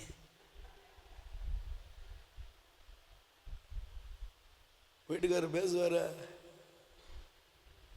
நிறைய வீட்டில் ஆண்கள் பேசுவாங்களா? அக்கா பேசுவாங்களா? சும்மா சொல்லு, உண்மையை சொல்லு. பேசுவாரா? உங்க வீட்டில் முடிவு எடுக்கிறது நீங்களா உங்க வீட்டுக்காரரா? 2 பேரும் சேர்ந்துதான். ஆனா யாரு முடிவு? அவர் சொல்லுவாரு, எங்களுக்கு தெரியும்ல. சேர்ந்துதானா? சேர்ந்துதான். ஆனா அவர் என்ன பண்றாரு தெரியுமா? என்ன சொன்னாலும் இவ என்ன செய்ய மாட்டா, கேட்க மாட்டா. சரி. Price the Lord. ஏன் பாருங்க, நிறைய நேரங்கள்ல சில இதே இது ஆண்களுக்குள்ள இருக்குது. தன்னுடைய மனைவியை மற்றவங்களோட ஒப்பிட்டு பார்க்கறது, தன் மனைவியை மற்றவங்களை முன்னால வச்சு அவமானப்படுத்துறது. ஒரு பெரிய செலவுக்காரி பிரதர். இவளுக்கு ஒரு மண்டையிலையுமே ஒண்ணு மூளையே இல்ல. இந்த குடும்பத்தை தெருவில் இழுத்து விட்டுருவா. நல்லா கவனிச்சுக்கோங்க. உங்க பிள்ளைகளை வைத்துக்கொண்டு, ஒரு கணவன் மனைவி முக்கியமானது. உங்க மகனையும் மகளை வச்சுட்டு நீங்க உங்க கணவரை, உங்க அப்பனுக்கு அறிவு இல்லை, உங்க அம்மாவுக்கு ஒரு மண்டையில ஒரு மூளையே இல்லை, இப்படிலாம் நீங்க எதெல்லாம் பேசுறீங்களோ இதெல்லாம் யாருக்குள்ள போகும்? உங்க பிள்ளைங்க உங்களை மதிக்காம போனதுக்கு காரணம் யார் தெரியுமா? வெளியே உள்ளவங்க இல்ல, நீங்க தான். Price the Lord. நீங்க தோபித்தின் புஸ்தகத்தை பிற போய் படிச்சு பாருங்க. அந்த தோபித்தின் புஸ்தகத்தை நீங்க எடுத்து வாசித்தீங்கன்னா, தோபி தன்னுடைய மகனுக்கு சொல்லுவாரு, டேய், உன் தாயினுடைய தாய்மையை மறந்துடாத. உங்க அம்மாவுடைய உன்னை கருப்பையில சுமந்ததும் உனக்கு பால் ஊட்டினது என்ன செய்யாத, மறந்துடாத. ஒரு அம்மாவுடைய பெருமை அப்பா சொல்லி கொடுக்கணும், அப்பாவுடைய பெருமை அம்மா சொல்லி கொடுக்கணும். உன் பையன் கேட்ட உடனே 100 ரூபா கேட்கிறான்னா உடனே நீங்க எடுத்து கொடுத்துடக்கூடாது. இல்ல அப்பா சொல்றாரு, நாளைக்கு பார்ப்போம். சரியான உங்க அப்பா ஒரு கஞ்சப்பயல, கஞ்சப்பய. ஆனா அதே இது ஒரு தாய் தன் மகனை கூப்பிட்டு, இங்க வாடா,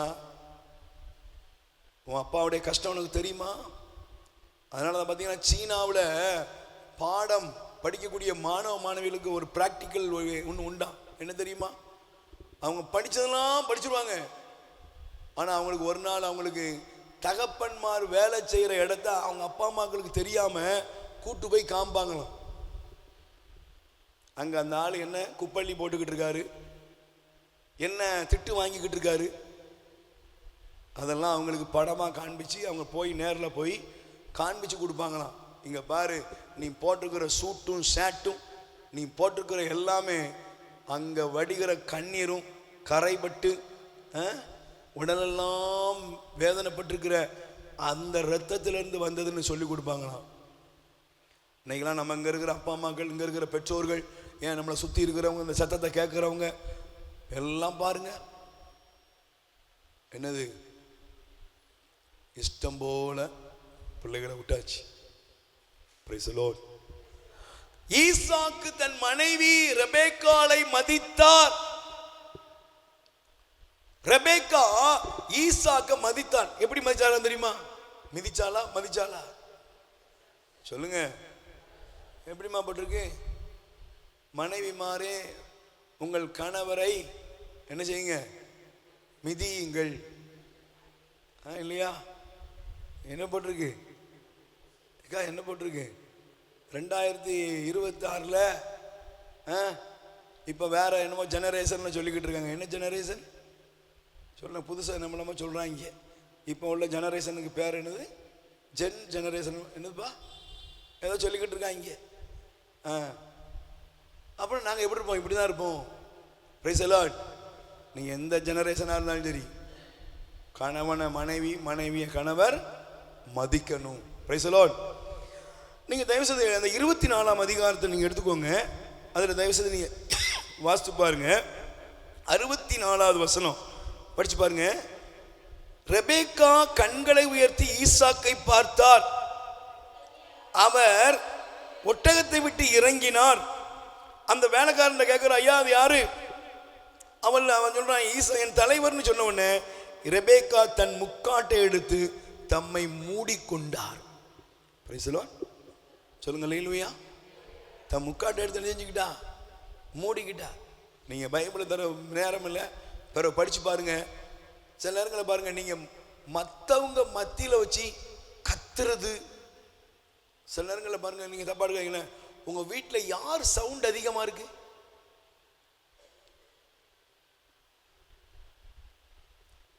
யார் சவுண்ட் அதிகமா இருக்கு? நீங்க நினைக்கிறீங்க சில நேரத்துல அது ஆணோ பெண்ணோ வச்சுக்கோங்களேன், நீங்க ரொம்ப சவுண்ட் போட்டோன்னு நீங்க பெரிய கில்லாடி ஒண்ணும் கிடையாது. வெளியே போறோம், காரி துப்பிட்டு போவோம். Price the Lord. உங்க பிள்ளைங்க அது மாதிரி தான் வளருவாங்க. நான் சமீபத்தில் ஒரு வீட்டை 2 பிள்ளைங்க திருமணம் முடிச்சு கொடுத்து வாழா வெட்டியா இருக்கிறாங்க. அவங்களுடைய பிரச்சனை என்ன தெரியுமா? அந்த அப்பா அம்மாவுக்கு அடங்கி போறாரு. ஆனா அவங்களுக்கு முடிச்சு கொடுத்த அந்த பையங்க கொஞ்சம் நல்ல, அவங்கள தப்புலாம் ஒன்றும் சொல்லலை. ஆனா அவங்க 2 பேருமே எப்படி இருக்கான்? எங்களுக்கு எங்க அம்மா மாதிரி நாங்களும் இருப்போம் அப்படின்னு அந்த பொண்ணுங்க தங்கள் இஷ்டப்படி இருந்தோடைய விளைவு அவங்க வாழ்க்கை பரிதாபமா இருக்கு. இன்னைக்கு நீங்க நல்லா கவனிச்சு பாருங்க. நீங்க உங்க வீட்டில் கடைபிடிக்கிற அந்த கடைபிடித்தல் தான் உங்க பிள்ளைகளுக்குள்ள வரும். Price the Lord. நீங்க ஒருவர் மதிக்கணும், சொல்லாலும் செயலாலும் மதிக்கணும். அதனாலதான் நீங்க அழகா பாருங்க, பேதுரு அழகா சொல்லுவாரு, நீங்க உங்க கணவர் என்ன செய்யணும்? மதித்து நடக்கணும். அல்லேலூயா. வாசிங்க, தயவு செய்து பைபிள் எடுத்து வாசிங்க. 1 பேதுரு 3ஆம் அதிகாரம் 7வது வசனம். கொஞ்சம் வேகமாக எடுத்துக்கோங்கப்பா. 1 பேதுரு 3ஆம் அதிகாரம் 7வது வசனம். புரியுதா உங்களுக்கு? சத்தமாக சொல்லுங்க. அல்லேலூயா. அதுக்கு முன்னாடி நான் படிச்சிருந்தேன். முதல் வசனத்தை படிமா. திருமணமான பெண்களே உங்கள் கணவருக்கு பணிந்திருங்கள். சொல்லுங்க, உங்கள் கணவருக்கு. அவர்களுள் சிலர் கடவுளுடைய வார்த்தையை ஏற்காதிருந்தாலும் மரியாதையுடைய உங்கள் நடத்தையை கண்டு கவரப்பட்டு நல்வழிப்படுத்தப்படுவர். அப்போது வார்த்தையே தேவைப்படாது. முடியை அழகுபடுத்துதல், பொன்னகை அணிதல், ஆடைகளை அணிதல் போன்ற வெளிப்படையான அலங்காரம் அல்ல, மனித உள்ளத்தில் மறைந்திருக்கும் பண்புகளாகிய பணிவும் அமைதியுமே உங்களுக்கு அழியாத அலங்காரமாய் கடவுள் பார்வையில் அதுவே விளையற. அதே மாதிரி 7ஆம் வசனம், திருமணமான ஆண்களே, உங்கள் மனைவி வலு குறைந்தவர்கள் என்பதை நீங்கள் உணர்ந்து அவர்களோடு இணைந்து வாழுங்கள். வாழ்வு தரும் அருளுக்கு உடன் உரிமையாளராக இருப்பதால் அவர்களுக்கு மதிப்பு கொடுங்கள். அப்போதுதான் நீங்கள் தடையின்றி இறைவேண்டல் செய்ய முடியும். கணவன் மனைவியை மதிக்கணும், மனைவி கணவனை மதிக்கணும். இந்த மரியாதை இருந்தால் தான் பெற்றோரை பிள்ளைங்க மதிப்பாங்க. இன்னைக்கு நிறைய வீட்டில் பெற்றோருக்கு மதிப்பே இல்லை. ஏன்? நம்ம தான் சொல்லி கொடுத்துருக்கோமே. Price the Lord. சத்தமா சொல்லுங்க அல்லேலூயா. அப்போ ஒருத்தர் என்ன செய்யணும்? மதிக்கணும். ஈசாக்கும் ரெபேக்காலும் ஒருவரை ஒருவர் மதித்தார்கள். அந்த மதிப்பு எப்போ வருதோ பாருங்க. உங்கள் ஒரு கணவனுக்கு ஒரு மனைவிக்கு ஒருவர் இன்னைக்கெல்லாம் பாருங்க பேரை சொல்லி கூப்பிடுறாங்க. டேய் வாடா டா டா டா டா டா டா டா என்னெல்லாமா கூப்பிடுறாங்க, அப்படி தானே? வெளியே வச்சு அப்புறம் ரமேஷ, யாரா ரமேஷ? Price the Lord. சில வீட்டுக்கு போனோம்னா பப்பி ஜேம்ஸ் பிரதர் வந்திருக்கிறாரு அப்படின்னா பப்பி காணோம். பார்த்தா டேனியல் அப்படின்னா டேனியல்னா நாய் வந்து நிக்குது, பப்பினா புருஷங்காரன் வந்து நிக்கான். தானியலுக்கு தெரிஞ்சதுன்னா என்ன ஆவார்? வீட்டில் வச்சிருக்கிற நாய்க்கு பேர் என்னது? டேனியல். புருஷனுக்கு பேரு பப்பி. பிரதர் வந்திருக்கிறாரு. வீட்டில் நாய்க்கு வைக்கிறதெல்லாம் யாருக்கு வச்சாச்சு? Price the Lord. போடா வாடா இதெல்லாம் பார்த்துக்கிட்டு இருக்கிறாங்க ஒருத்தங்க. யாரு? உங்கள் பிள்ளைங்கோ. நீங்கள் என்ன விதைக்கிறீங்களோ அதுதான். ஒருத்தர் மதிக்கணும். அப்போ தான் அவங்க மதிப்பாங்க. சரி, மூன்றாவது சொல்லி முடிக்கிறேன்.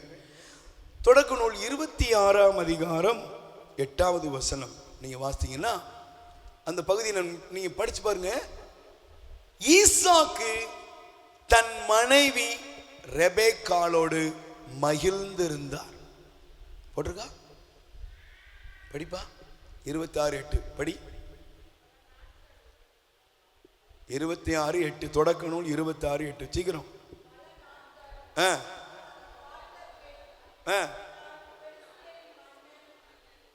படிங்க. அபிமெலேக்கு பார்க்கிறான். அந்த தேசத்தில் உள்ள ஒரு ராஜா பார்க்கிறான். ஜன்னல் வழியா பார்க்கிறான். பார்த்தா ஈசாக்கு தன் மனைவி ரெபேக்காவை என்ன பண்ணாரா? கணவனும் மனைவியும் மகிழ்ச்சியா இருந்தாங்க, சந்தோஷமா இருந்தாங்க. அப்ப ஒரு வீடு எதுக்கு சொல்லுங்க? கணவன் மனைவி மகிழ்ச்சியோடு இருக்கணும், சந்தோஷமா இருக்கணும். கணவன் மனைவிக்கு இடையில வயசு டிஃப்ரெண்ட் அது இதுன்னு நினைச்சு கிடையாது. கணவன் மனைவியும் அன்போடு இருக்கணும், கணவன் மனைவி மகிழ்ச்சியா இருக்கணும், பெற்றோர் பிள்ளைங்க மகிழ்ச்சியா இருக்கணும். நீங்க அதனால தான் பாருங்க, ஒரு வசனத்தை உங்களுக்கு காண்பிக்கிறேன். நீதிமொழிகள் தயவு செய்து எடுத்துக்கொள்ளுங்கள். நீதிமொழிகள் எடுத்துக்கிட்டீங்கன்னா 17ஆம் அதிகாரம் எடுத்துக்கொள்ளுங்க. நீதிமொழிகள் 5ஆம் அதிகாரம் 18வது வசனத்தை படிங்க. நீதிமொழிகள் 5ஆம் அதிகாரம் 18வது வசனம் வாசிக்கிறீங்களாப்பா? 18 படிப்பா. உன் நீரூற்று ஆசி பெறுவதாக, இளமை பருவத்தில் நீ மணந்த பெண்ணோடு மகிழ்ந்திரு, அவளே உனக்குரிய அழகிய பெண்மான், எழில்மிகு புள்ளிமான் என்று ஒரு கணவன் மனைவியை மட்டும்தான் நேசிக்கணும். விலை மகள் இல்லை, சுத்தி தீர சொரிநாய இல்லை, மாற்றான் வீட்டு மல்லிகை மணக்கும்னு அங்க இங்க போய் அலையிறது இல்லை. Price the Lord. சொல்லுங்க அல்லேலூயா. சொந்த மனைவியோடு மகிழ்ந்திருக்கணும், சொந்த கணவனோடு மகிழ்ந்திருக்கணும். இந்த சங்கீதம் 128 என்ன சொல்லுது? உன் மனைவி உனக்கு கனிதரும் திராட்சை கொடி, உன் பிள்ளைகள் ஒளிவ கன்றுகளைப் போல உன்னை சூழ்ந்திருப்பார்கள். Price the Lord. சொல்லுங்க அல்லேலூயா. நல்லா கவனிக்கணும். உன் குடும்பத்தில் மகிழ்ச்சி இருக்கணும். கணவன் மனைவி உட்கார்ந்தா என்ன வரணும்? சண்டை வரணும்ல, சட்டி பட்டி உடையணும், சில வீட்டிலலாம் போனால் பீரோலாம் கதவுலாம் உள்ளே போயே இருக்கு. சில வீட்டில் ஃப்ரிட்ஜ் எல்லாம் பார்த்த உடனே தெரியும், ஆகா அவ்வளோ டெரரிஸ்டாக தான் இருப்பாங்க போல, எல்லாம் தீவிரவாதி தான். Price the Lord. வாழ்க்கையை மாற்றும். ஈசாக்கு 3 காரியம். ஈசாக்கு ரெபேக்காள். 1, அவர்கள் உபசரிக்கும், அதாவது கொடுக்கும் மனப்பான்மை. அப்படின்னா கொடுக்கிறது என்னது? அன்பு, நல்ல வார்த்தைகள், எல்லாம் பாசிட்டிவா நல்லதா கொடுக்க. 2வது மதிப்பு. என்ன செய்யணும்? உங்க கணவரை பத்தி யாராவது ஒருத்தர் கேட்கறாங்க, என்ன சொல்லணும்?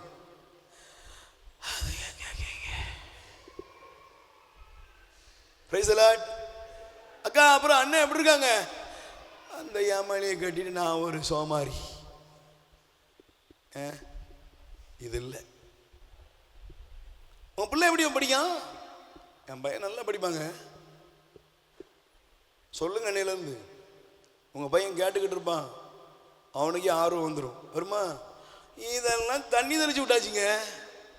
இதெல்லாம் தெரிந்தவே தெரிந்தாதுன்னா எங்க போவாங்க? நீங்க தாங்க உங்க பிள்ளைங்களை சரி பண்ணணும். 3வது, வீடு நான் மகிழ்ச்சியா இருக்கணும். Price the Lord. வீட்டில் எப்படி இருக்கணும்?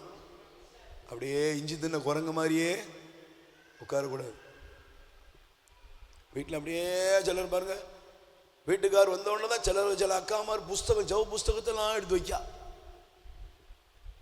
புரியுதா? வீட்டுக்கார் வந்தா வீட்டுக்காரரை உபசரிக்கணும். அவ்வளவு ஜப புஸ்தகத்தை இவ்வளவுத்தையும் எடுத்து வச்சிருக்கா. ஒருத்தர் சொல்றாரு, இவ்வளவு ஜப புஸ்தகத்தை எப்ப முடிப்பா? பகலானா என்னெல்லாம் பக்த சபை இருக்கோ அத்தனை பக்த சபைக்கு ரவுண்டிங். நைட்டு சாயங்காலம் ஆச்சுன்னா ஒரே புஸ்தகம். 1000 தோத்திரப்பள்ளி, 5000 தோத்திரப்பள்ளி.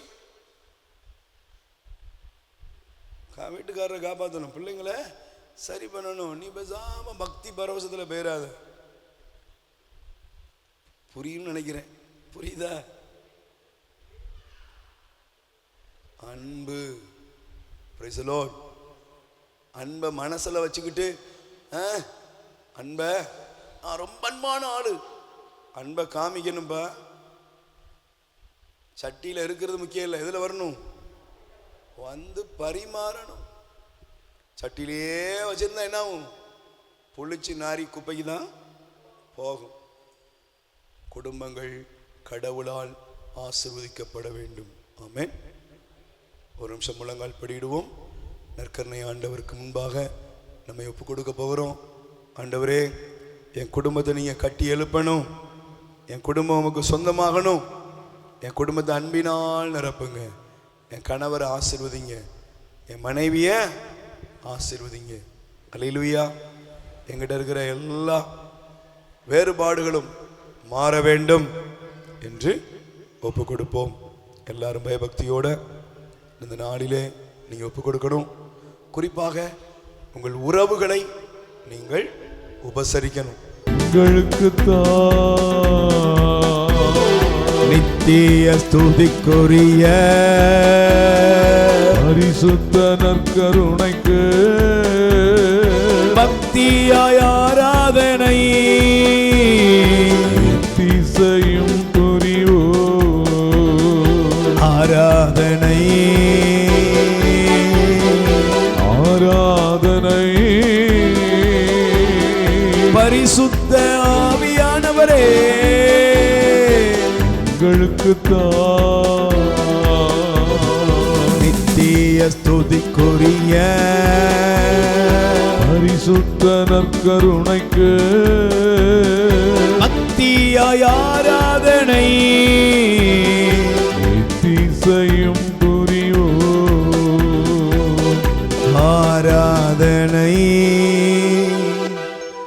ஆராதனை அப்பா அப்பா உங்களுக்குத்தான்.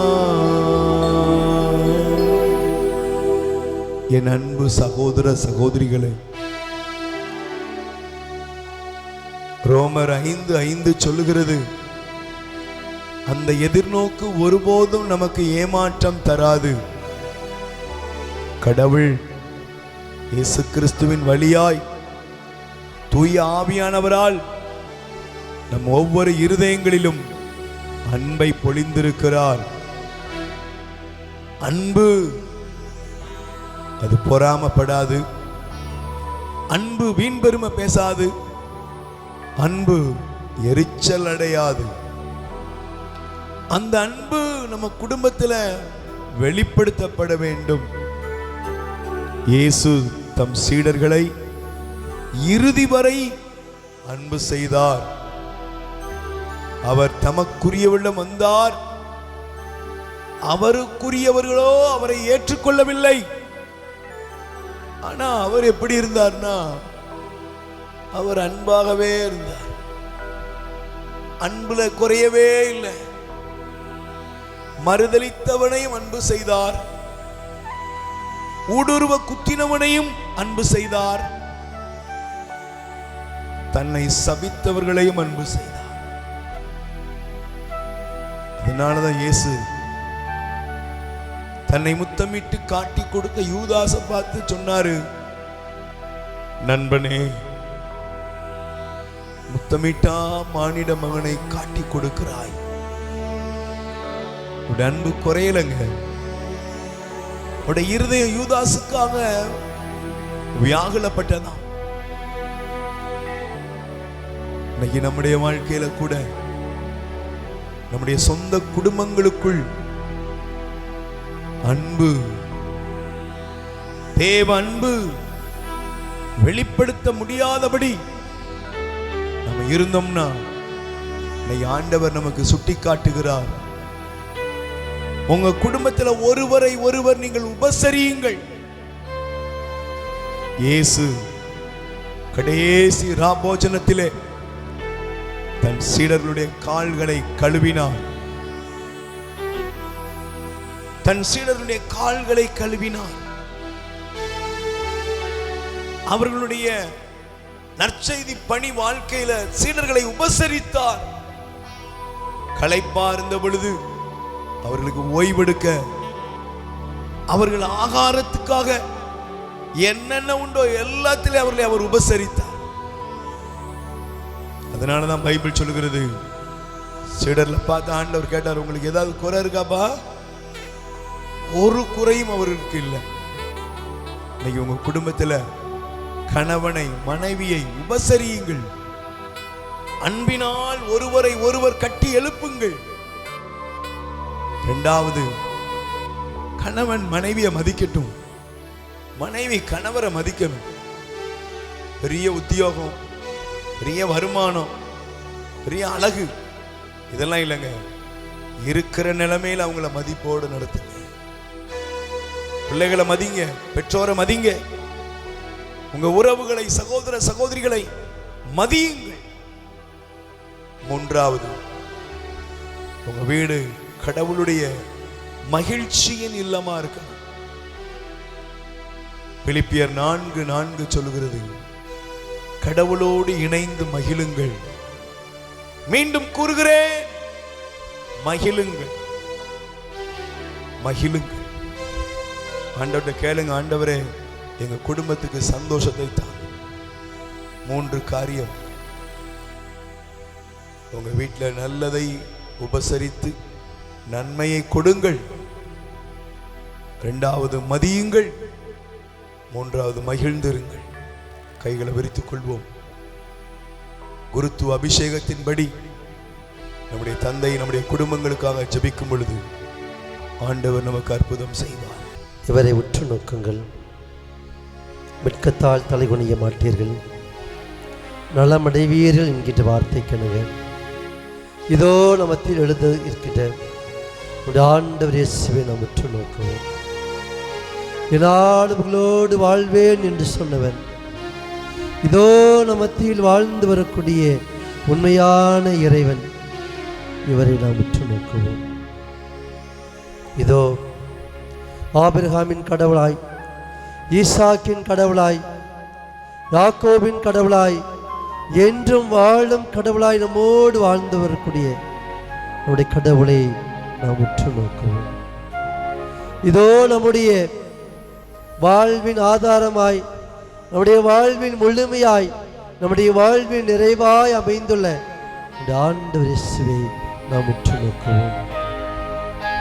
வெண்கல பாம்பினாய் பார்த்து பாம்பினால் கடிபட்டவர்கள் அனைவரும் நலம் பெற்றார்களே, அதோ வெண்கலத்தால் செய்யப்பட்ட பாம்பு சிலுவையில் உயர்த்தப்பட்டதன் அடையாளம் என்கின்ற நிலையில் இதோ நம் மத்தியில் சிலுவையில் தொங்கி நமக்காக தம்முடைய உயிரை ஈந்து ஒவ்வொருவரையும் மீட்டெடுத்த நம்முடைய உண்மையான இறைவன், நம்முடைய இந்த உலகின் மீட்பராய் இயேசு கிறிஸ்து இதோ நம் மத்தியில் இந்த அப்ப வடிவில் எழுந்து வந்திருக்கிறார். இவரை நாம் உற்று நோக்குவோம். நம் ஒவ்வொருவருடைய தேவைகளையும் சந்திக்கக்கூடிய இறைவனாக, நம் ஒவ்வொருவரையும் தேற்றக்கூடிய இறைவனாக, நம் ஒவ்வொருவரையும் பாதுகாக்கக்கூடிய இறைவனாக இதோ நம் மத்தியில் எழுந்து வந்திருக்கிறார். இவரை நாம் உற்று நோக்குவோம். நாளும் உங்களோடு வாழ்வேன் என்று சொன்ன இறைவன் இதோ நம்மோடு வாழ்ந்து வந்து கொண்டிருக்கக்கூடியவர் இதோ நம் மத்தியில் இதோ எழுந்து வந்திருக்கின்றார். இவரை உற்று நோக்குவோம். இவரை உற்று நோக்குங்கள். வெட்கத்தால் தலைகுனிய மாட்டீர்கள், நலமடைவீர்கள் என்கின்ற வார்த்தைக்கிணங்க இதோ நம் மத்தியில் எழுந்து வந்துள்ள இறைவனை நாம் நம்பிக்கையோடு உற்று நோக்குவோம். இவரே அன்று தாம் வாழ்ந்த பொழுது அந்த மக்களுடைய நோய்களை கண்டறிந்து அந்த நோய்களை எல்லாம் நலப்படுத்தியவர், மக்களுடைய தேவையெல்லாம் அறிந்து அந்த தேவையெல்லாம் நிறைவேற்றி கொடுத்தவர், இறந்து போனவர்களுக்கு உயிரை கொடுத்தவர், பாவத்தில் வாழ்ந்தவர்களுடைய பாவங்களை எல்லாம் மன்னித்து அவருடைய வாழ்வில் முழுமையான ஒரு மனமாற்றத்தை காண செய்து அவரை தம்மோடு பயணிக்க செய்தவர் இதோ நம்முடைய ஆண்டவர் இயேசு கிறிஸ்து.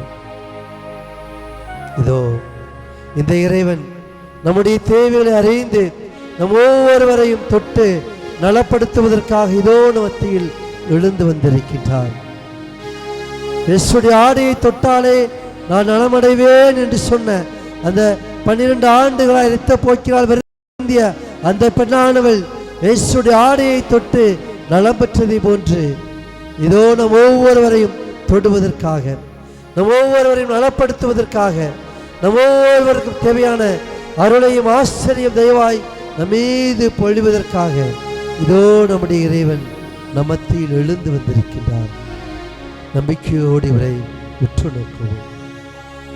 நம்முடைய தேவையில் ஒவ்வொன்றையும் இந்த இறைவன் பாதத்தில் எடுத்துரைப்போம். நம்முடைய இல்ல தேவைகளை, நம்முடைய குடும்ப தேவைகளை, நம் ஒருவன் தனிப்பட்ட தேவைகளை, இந்த சமூக தேவைகளை, நம்முடைய பெற்றோர்களுடைய தேவைகளை, நம்முடைய பிள்ளைகளுடைய தேவைகளை, நம்முடைய உடன்பிறப்புகளின் தேவைகளை, நம்முடைய நண்பர்களுடைய தேவைகள் அனைத்தையும் இந்த இறைவன் பாதத்தில் நம்பிக்கையோடு எடுத்துரைப்போம்.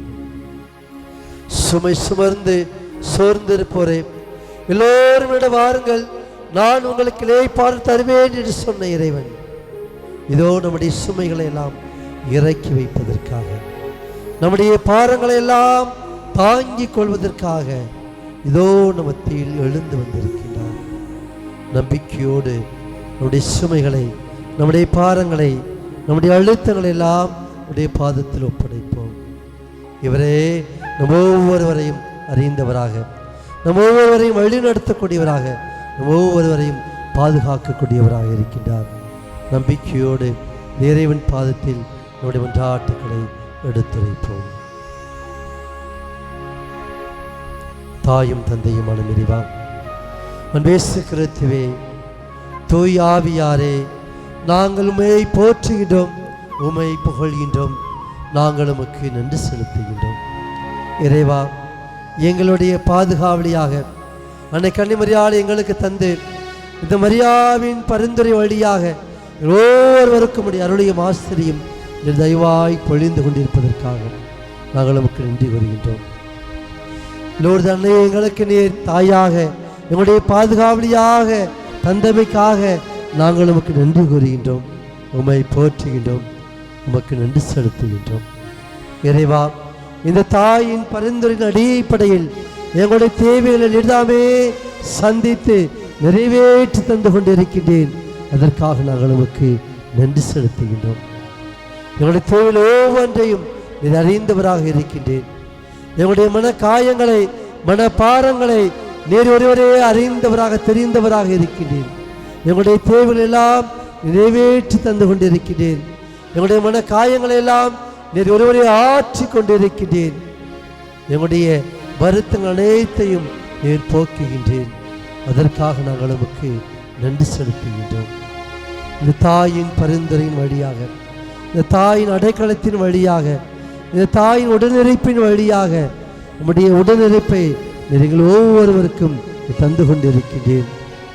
உம்முடைய அன்னையை திருச்சபையின் தாயாக, எங்கள் ஒவ்வொருவரின் தாயாக எல்லாமே எங்களுக்கு கொடுத்து விட்டு சென்றிருக்கிறேன். இதோவும் தாய் என்று அன்று யோவானுக்கு உம்முடைய தாயை நீர் பரிசாக தந்து, அந்த தாய் எங்கள் ஒவ்வொருவருக்கும் நீர் பரிசாக தந்து, நாங்கள் அனைவரும் இந்த தாயின் பிள்ளைகள் என்கின்ற மேன்மையான நிலைக்கு எங்களை உயர்த்தியதற்காக நாங்கள் நமக்கு நன்றி செலுத்துகின்றோம். இந்த தாயின் வழியாக எங்களுடைய தேவை ஒவ்வொன்றையும் சந்திப்பதற்காக நாங்கள் நமக்கு நன்றி செலுத்துகின்றோம். இந்த தாயின் வழியாக, இந்த தாயின் பரிந்துரையின் அடிப்படையில் எங்களுடைய தேவைகளை நிறைவேற்றி தருவதற்காக, இந்த தாயின் வேண்டுதலுக்கு நீர் செவிமடுப்பதற்காக நாங்கள் நமக்கு நன்றி செலுத்துகின்றோம். இந்த தாயின் இடைவிடாத பாதுகாப்பும், இந்த தாயின் இடைவிடாத அரவணைப்பிற்காக நாங்கள் நமக்கு நன்றி செலுத்துகின்றோம். இறைவா, இனி வரக்கூடிய காலங்களிலும் இந்த தாயின் பரிந்துரையும், இந்த தாயின் இடைவிடா வேண்டுதலும், இந்த தாயின் அரவணைப்பும், இந்த தாயின் அன்பு எங்கள் ஒவ்வொருவருக்கும் நிறைவாக கிடைக்க செய்வீராக. தாயின் பிள்ளை அவலமாய் போகாது என்கின்ற வார்த்தைக்கிணங்க, இதோ எங்களுக்கு ஒரு தாய் இருக்கின்றால் நாங்கள் அவளே மீது முழுமையாக நம்பிக்கை கொண்டவளாக, அவளே எங்களுக்காக பரிந்து பேசக்கூடியவளாக இருக்கின்றார் என்ற நம்பிக்கையோடு இந்த தாயின் வழியாக எங்களுடைய மன்றாட்டுக்களை உடைய பாதத்தில் படைக்கின்றோம். ஆண்டவரே, ஒவ்வொருவரையும் கண்ணோக்கி பார்ப்பீராக. பெற்ற தாய் உன்னை மறந்தாலும் நான் உன்னை மறைவேன் என்று சொன்னவரே, உன்னுடைய உள்ளங்கரங்களில் பொறித்து வைத்திருக்கிறேன் என்று சொன்னவரே, இதோ உன் பிள்ளைகள் நாங்கள் கண்ணீரோடும் நெருக்கடியோடும் கவலையோடும் வேதனையோடும் உம்மை தேடி வந்திருக்கின்றோம். என்னை கண்ணோக்கி பார்ப்பதாக. துன்பம் உன்னை அணுகாது, துயரம் உன்னை நெருகாது என்று சொன்னீரேன். இதோ துன்பங்களிலிருந்து எங்களை முற்றிலுமாக நீர் பாதுகாக்கும்படியாக நோக்கி கெஞ்சி மன்றாடுகின்றோம். செய்யும் ஒவ்வொரு செயலையும் நான் கையோட்டு ஆஸ்வதிப்பேன் என்று சொன்னீரேன். இதோ எங்களுடைய குடும்பத்தார் செய்யக்கூடிய தொழில் முயற்சிகளை நீர் ஆஸ்வதிப்பீராக. இடர் தேர்ந்த கடலில் ஈடுபடுகின்ற பொழுது நீர்தாமே பாதுகாத்து வழிநடத்துவீராக. எங்களுடைய குடும்பத்தார் செய்யக்கூடிய தொழில் முன்னேற்றம் காண செய்வீராக. வாணிகம் செழித்தோங்க செய்வீராக. விவசாயம் செழித்தோங்க செய்வீராக. எங்களுடைய தொழில் முயற்சிகளில் நிறைய துணையாக இருந்து முன்னேற்றம் அடைய செய்வீராக. பொருளாதார நெருக்கடியிலிருந்து எங்களை விடுபட செய்வீராக. கடன் சுமையிலிருந்து முற்றிலுமாக எங்கள் ஒவ்வொருவரையும் பாதுகாப்பீராக. ஆபத்துக்கள், தீங்குகள், பொல்லாப்புகள் அணுகாதபடி எங்கள் ஒவ்வொருவரையும் இந்த கண்ணின் கருவினி போல பாதுகாப்பீராக. இறைவா, முதுமையினாலும் உடல் நோயினாலும் வருந்தக்கூடிய நோயாளிகள் ஒவ்வொருவரையும் உடைய பாதத்தில் ஒப்படைக்கின்றோம். நிறைய தொடுவீராக. மருத்துவர்களால் என்ன நோய் என்று கண்டுபிடிக்க முடியாத நிலையில் வருந்தக்கூடிய நோயாளிகள் ஒவ்வொருவரையும், மருத்துவர்களால் முடியாது என்று கைவிரித்து விட்ட நிலையில் உள்ள நோயாளிகள் ஒவ்வொருவரையும் நிறைய தொடுவீராக. உம்முடைய தொடுதல் வழியாக ஒவ்வொருவருக்கும் நலம் தருவீராக. இயேசுடைய ஆடையை தொட்டு நலம் பெற்றதே போன்று, இதோ இயேசுவே தாவீதின் மகனே எனக்கு இறங்கும் என்று சொல்ல அந்த மனிதர்களைப் போல உனது நம்பிக்கை உனக்கு நலம் தந்தது என்கின்ற அதே நம்பிக்கையோடு, அந்த நம்பிக்கையின் அடிப்படையில் அன்று சொன்ன அதே வார்த்தையை நீர் எங்களிடம் சொல்லும்படியாக எங்களுடைய நோயாளிகள் ஒவ்வொருவரையும் தொற்று நலப்படுத்தும்படியாக நோக்கி கெஞ்சி மன்றாடுகின்றோம். மருத்துவமனையில் சிகிச்சை பெறக்கூடிய நோயாளிகள் ஒவ்வொருவரையும், மருத்துவர்களால் கைவிட்ட நிலையில் இல்லங்களில் சிகிச்சை பெறக்கூடிய நோயாளிகள் ஒவ்வொருவரையும், முதுமையினால் துன்பப்படக்கூடிய நோயாளிகள் ஒவ்வொருவரையும் உடைய திருக்கரங்களால் நிறைய தொட்டு ஆஸ்வதிப்பதாக. இறைவா, நோயாளியுடைய முதியோருடைய தலைமாட்டில் நிதாமே விழித்து அவர்களை பாதுகாப்பீராக. துன்பங்கள் நெருக்கடிகள் எதுவும் அவர்கள் அணுகாதபடி நிதாமே பாதுகாப்பீராக. ஒரு நோயிலிருந்து முற்றிலுமாக நலம் தருவீராக. இறைவா, இதோ எங்கள் ஒவ்வொருவருக்கும் தேவையான அருளையும் ஆசிரியம் நீர் பொழிந்தருவீராக. சிறப்பான முறையில் எங்களுடைய இளைஞர்கள் தீய பழக்க வழக்கங்களில் ஈடுபடாத வகையில் அவர்கள் உண்மை நோக்கி திரும்பியவர்களாக, வாழ்க்கையில் மனமாற்றம் அடைந்தவர்களாக, சமூக ஊடகங்களில் தங்களுடைய எதிர்காலை தொலைத்து விடாத வகையில் நிர்தாபிகள் ஒவ்வொருவரையும் நீர் வழிநடத்துவீராக. ஒவ்வொருவரையும் நீர் பாதுகாப்பீராக. நீர் அவர்கள் ஒவ்வொருவரையும் நீர் தொடுவீராக. எருளாலும் ஆசிராலும் நிரப்புவீராக. வேலை வாய்ப்பிற்காகவும் தங்களுடைய எதிர்கால வாழ்வில் திருமண வாழ்வுக்காகவும் காத்திருக்கூடிய பிள்ளைகள் ஒவ்வொருவரையும் உடைய பாதத்தில் ஒப்படைக்கிட்டோம். நிறைய அவர்களுடைய எண்ணங்களை அறிந்து அவற்றையெல்லாம் நிறைவேற்றி தருவீராக. இறைவா, திருமணம் முடிந்து அருளுக்காக, ஆசிரியருக்காக, குழந்தை செல்வங்களுக்காக என்னாலும் கண்ணீரோடு நோக்கி அழுது புலம்பக்கூடிய தம்பதிகள் ஒவ்வொருவரையும் நீர் கண்ணோக்கி பார்ப்பீராக. நீர் அவருடைய தேவைகளை, அவருடைய கண்ணீரை துடைத்து அவருடைய வாழ்வில் மகிழ்ச்சியை காண செய்வீராக. அந்த ஆபிரகாம் சாராவுடைய கண்ணீரை துடைத்திரேன், அகாரின் கண்ணீரை துடைத்திரேன், எலிசபெத்துடைய வேண்டுதலை நிறைவேற்றி கொடுத்திரேன். ஈசாக்குடைய வேண்டுதலுக்கு இணங்க அவருடைய மனைவிக்கு நீர் குழந்தை செல்வத்தை கொடுத்தீரேன். அதே போன்று அண்ணாவுடைய வேண்டுதலை நீர் நிறைவேற்றி கொடுத்தீரேன். அத்தகைய நம்பிக்கையோடு உம்மை நோக்கி அழுது புலம்பக்கூடிய திருமணம் முடிந்த பல ஆண்டுகளாக உம்முடைய அருளுக்காக, உம்முடைய ஆசிரியருக்காக, குழந்தை செல்வங்களுக்காக கண்ணீரோடு வேதனையோடும் உம்மை நோக்கி அழுது புலம்பக்கூடிய தம்பதிகள் ஒவ்வொருவரையும் நீர் தொடுவீராக. குழந்தை செல்வங்களால் நீர்தாமே அவரை அணி செய்வீராக. நீர் அவரை அன்பு செய்யக்கூடியவராக, நீர் அவரை தேற்றக்கூடியவராக, அவரை பாதுகாக்கக்கூடிய இறைவனாக இருக்கிறேன் என்பதை அவர்கள் அறிய செய்வீராக. குழந்தை செல்வங்களால் ஒவ்வொருவரையும் நிரப்புவீராக. உடைய வாழ்வில் மறுமலர்ச்சியை காண செய்வீராக. மீது நம்பிக்கை கொண்டவர்களாக உம்மை நோக்கி அழுது புலம்பிக் கொண்டிருக்கின்றார்கள்.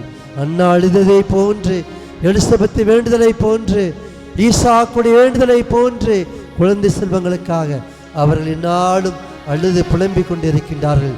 இந்த சமூகத்தில் அவருடைய பெற்றோர்களாலும், அவருடைய உறவினர்களாலும், அவருடைய நண்பர்களாலும் சொல்ல முடியாத வேதனையில் அவர்கள் திளைத்து கொண்டிருக்கின்றார்கள். அவருடைய கண்ணீரை துடைப்பீராக. அவருடைய வேண்டுதலை நிறைவேற்றி தருவீராக. எங்களுடைய குழந்தைகள் ஒவ்வொருவரையும் நிர்தாமி ஆசீர்வதிப்பீராக. எங்களுடைய குழந்தைகள் தேவையான ஞானத்தையும் அறிவையும் விவேகத்தையும் தந்தல்வீராக. பெற்றோர்களுக்கும் ஆசிரியர்களுக்கும் மூத்தோர்களுக்கும் மதிப்பு கொடுத்து நல்ல குழந்தைகளாக, ஞானமுள்ள குழந்தைகளாக, இறை நம்பிக்கை உள்ள குழந்தைகளாக அவர்களை வளர செய்வீராக. இறைவா, அரசு பொதுத் தேர்வை எழுத தயார் செய்து கொண்டிருக்கக்கூடிய 10ஆம் வகுப்பு 12ஆம் வகுப்பு குழந்தைகளை நீர் தொடுவீராக, ஆஸ்வதிப்பீராக, நிறைய அவர்களை தேற்றுவீராக.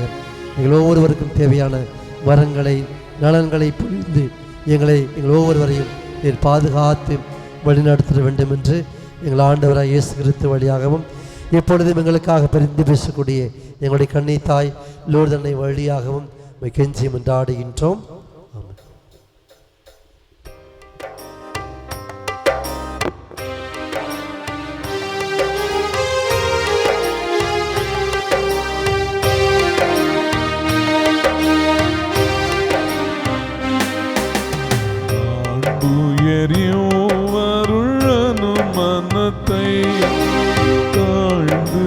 பணிந்து ஆராதிப்போ பழைய நியம முறைகள் அனைத்தும் இனி மறைந்து முடிவு பெறுக. புதிய நியம முறைகள் வருக. புலன்களாலே மனிதன் இதனை அறிய குறையை நீக்க விசுவாசத்தின் உதவி பெறுக.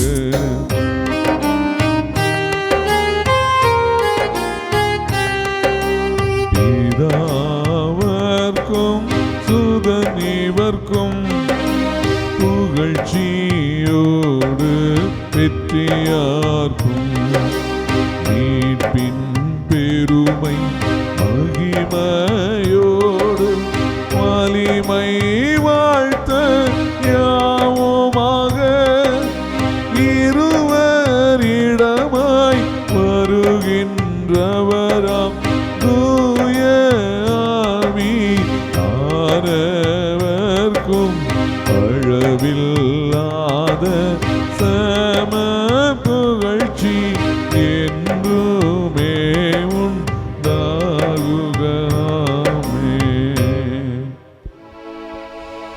மன்றாடுவோமாக. இறைவா, இந்த வியப்புக்குரிய அடையாளத்திலே உமது திருப்பாடலை எங்களுக்கு விட்டு சென்று உமது திருவுடல் திரு ரத்தம் இவற்றின் தூய மறைவர்களை வணங்கும் நாங்கள் உமது மீட்பின் பயனை இடைவிடாமல் தேய்த்துணர அருள்வீராக. உமோடும் தூயாவியாரோடும் ஒரே இறைவனாய் என்றென்றும் வாழ்ந்து ஆற்றி செய்கின்ற வழியாக உம்மை மன்றாடுகின்றோம்.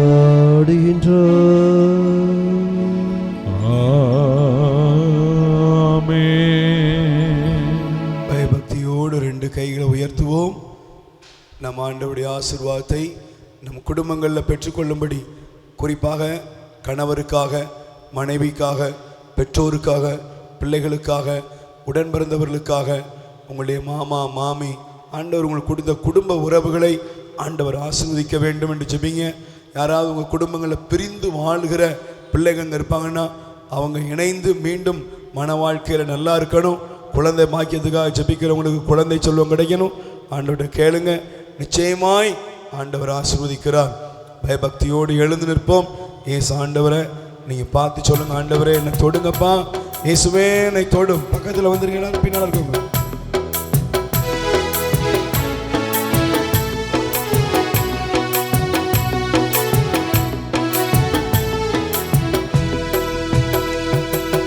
என் குடும்பம் ஆசீர்வதியும்,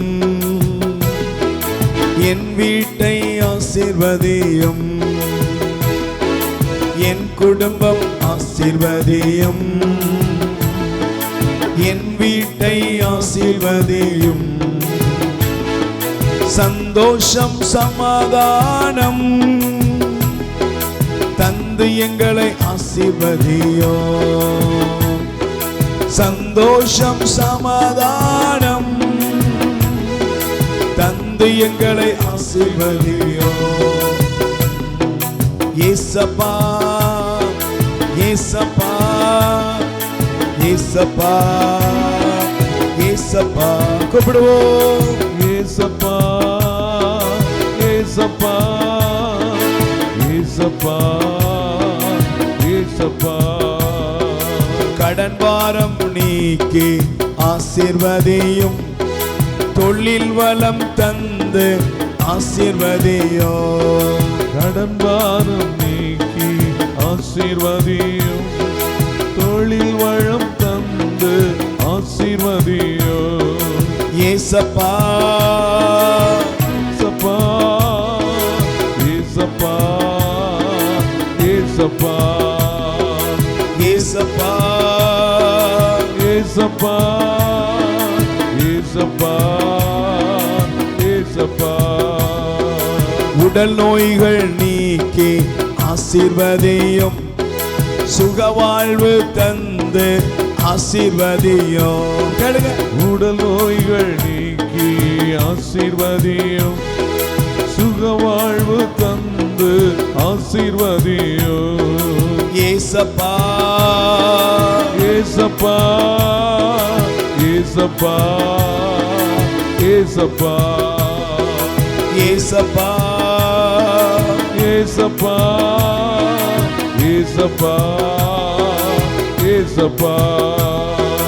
கவலைகள் நீக்கி ஆசீர்வதியும், நல்வாழ்வை தந்து ஆசீர்வதியும். கண்ணீரை நீக்கி கவலைகள் நீக்கி ஆசீர்வதியும், கவலையெல்லாம் போட்டுப்பா. கவலைகள் நீக்கி ஆசீர்வதியோ நல்வாழ்வு நல்வாழ்வு தந்து ஆசீர்வதியோ ஏசப்பா ஏசப்பா ஏசப்பா ஏசப்பா பிள்ளைகளின் வாழ்வை ஆசீர்வதியோ படிப்பை எல்லாம் ஆசீர்வதியோ பிள்ளைகளின் வாழ்வை ஆசீர்வதியும் படிப்பை எல்லாம் ஆசீர்வதியும் முழங்கால் படிடும் வாளாக்காமல் என்னை தலையாக்கும் கீழாக்காமல் என்னை மேலாக்கும் வாளாக்காமல் இயேசுவே தலையாக்கும் கீழாக்காமல் என்னை மேலா சொல்லுங்க வாளாக்காமல் என்னை தலையாக்கும் கீழாக்காமல் என்னை மேலாக்கும் வாளாக்காமல் என்னை தலையாக்கும் கீழாக்காமல் என்னை மேலாக்கும் ஏசப்பா ஏசப்பா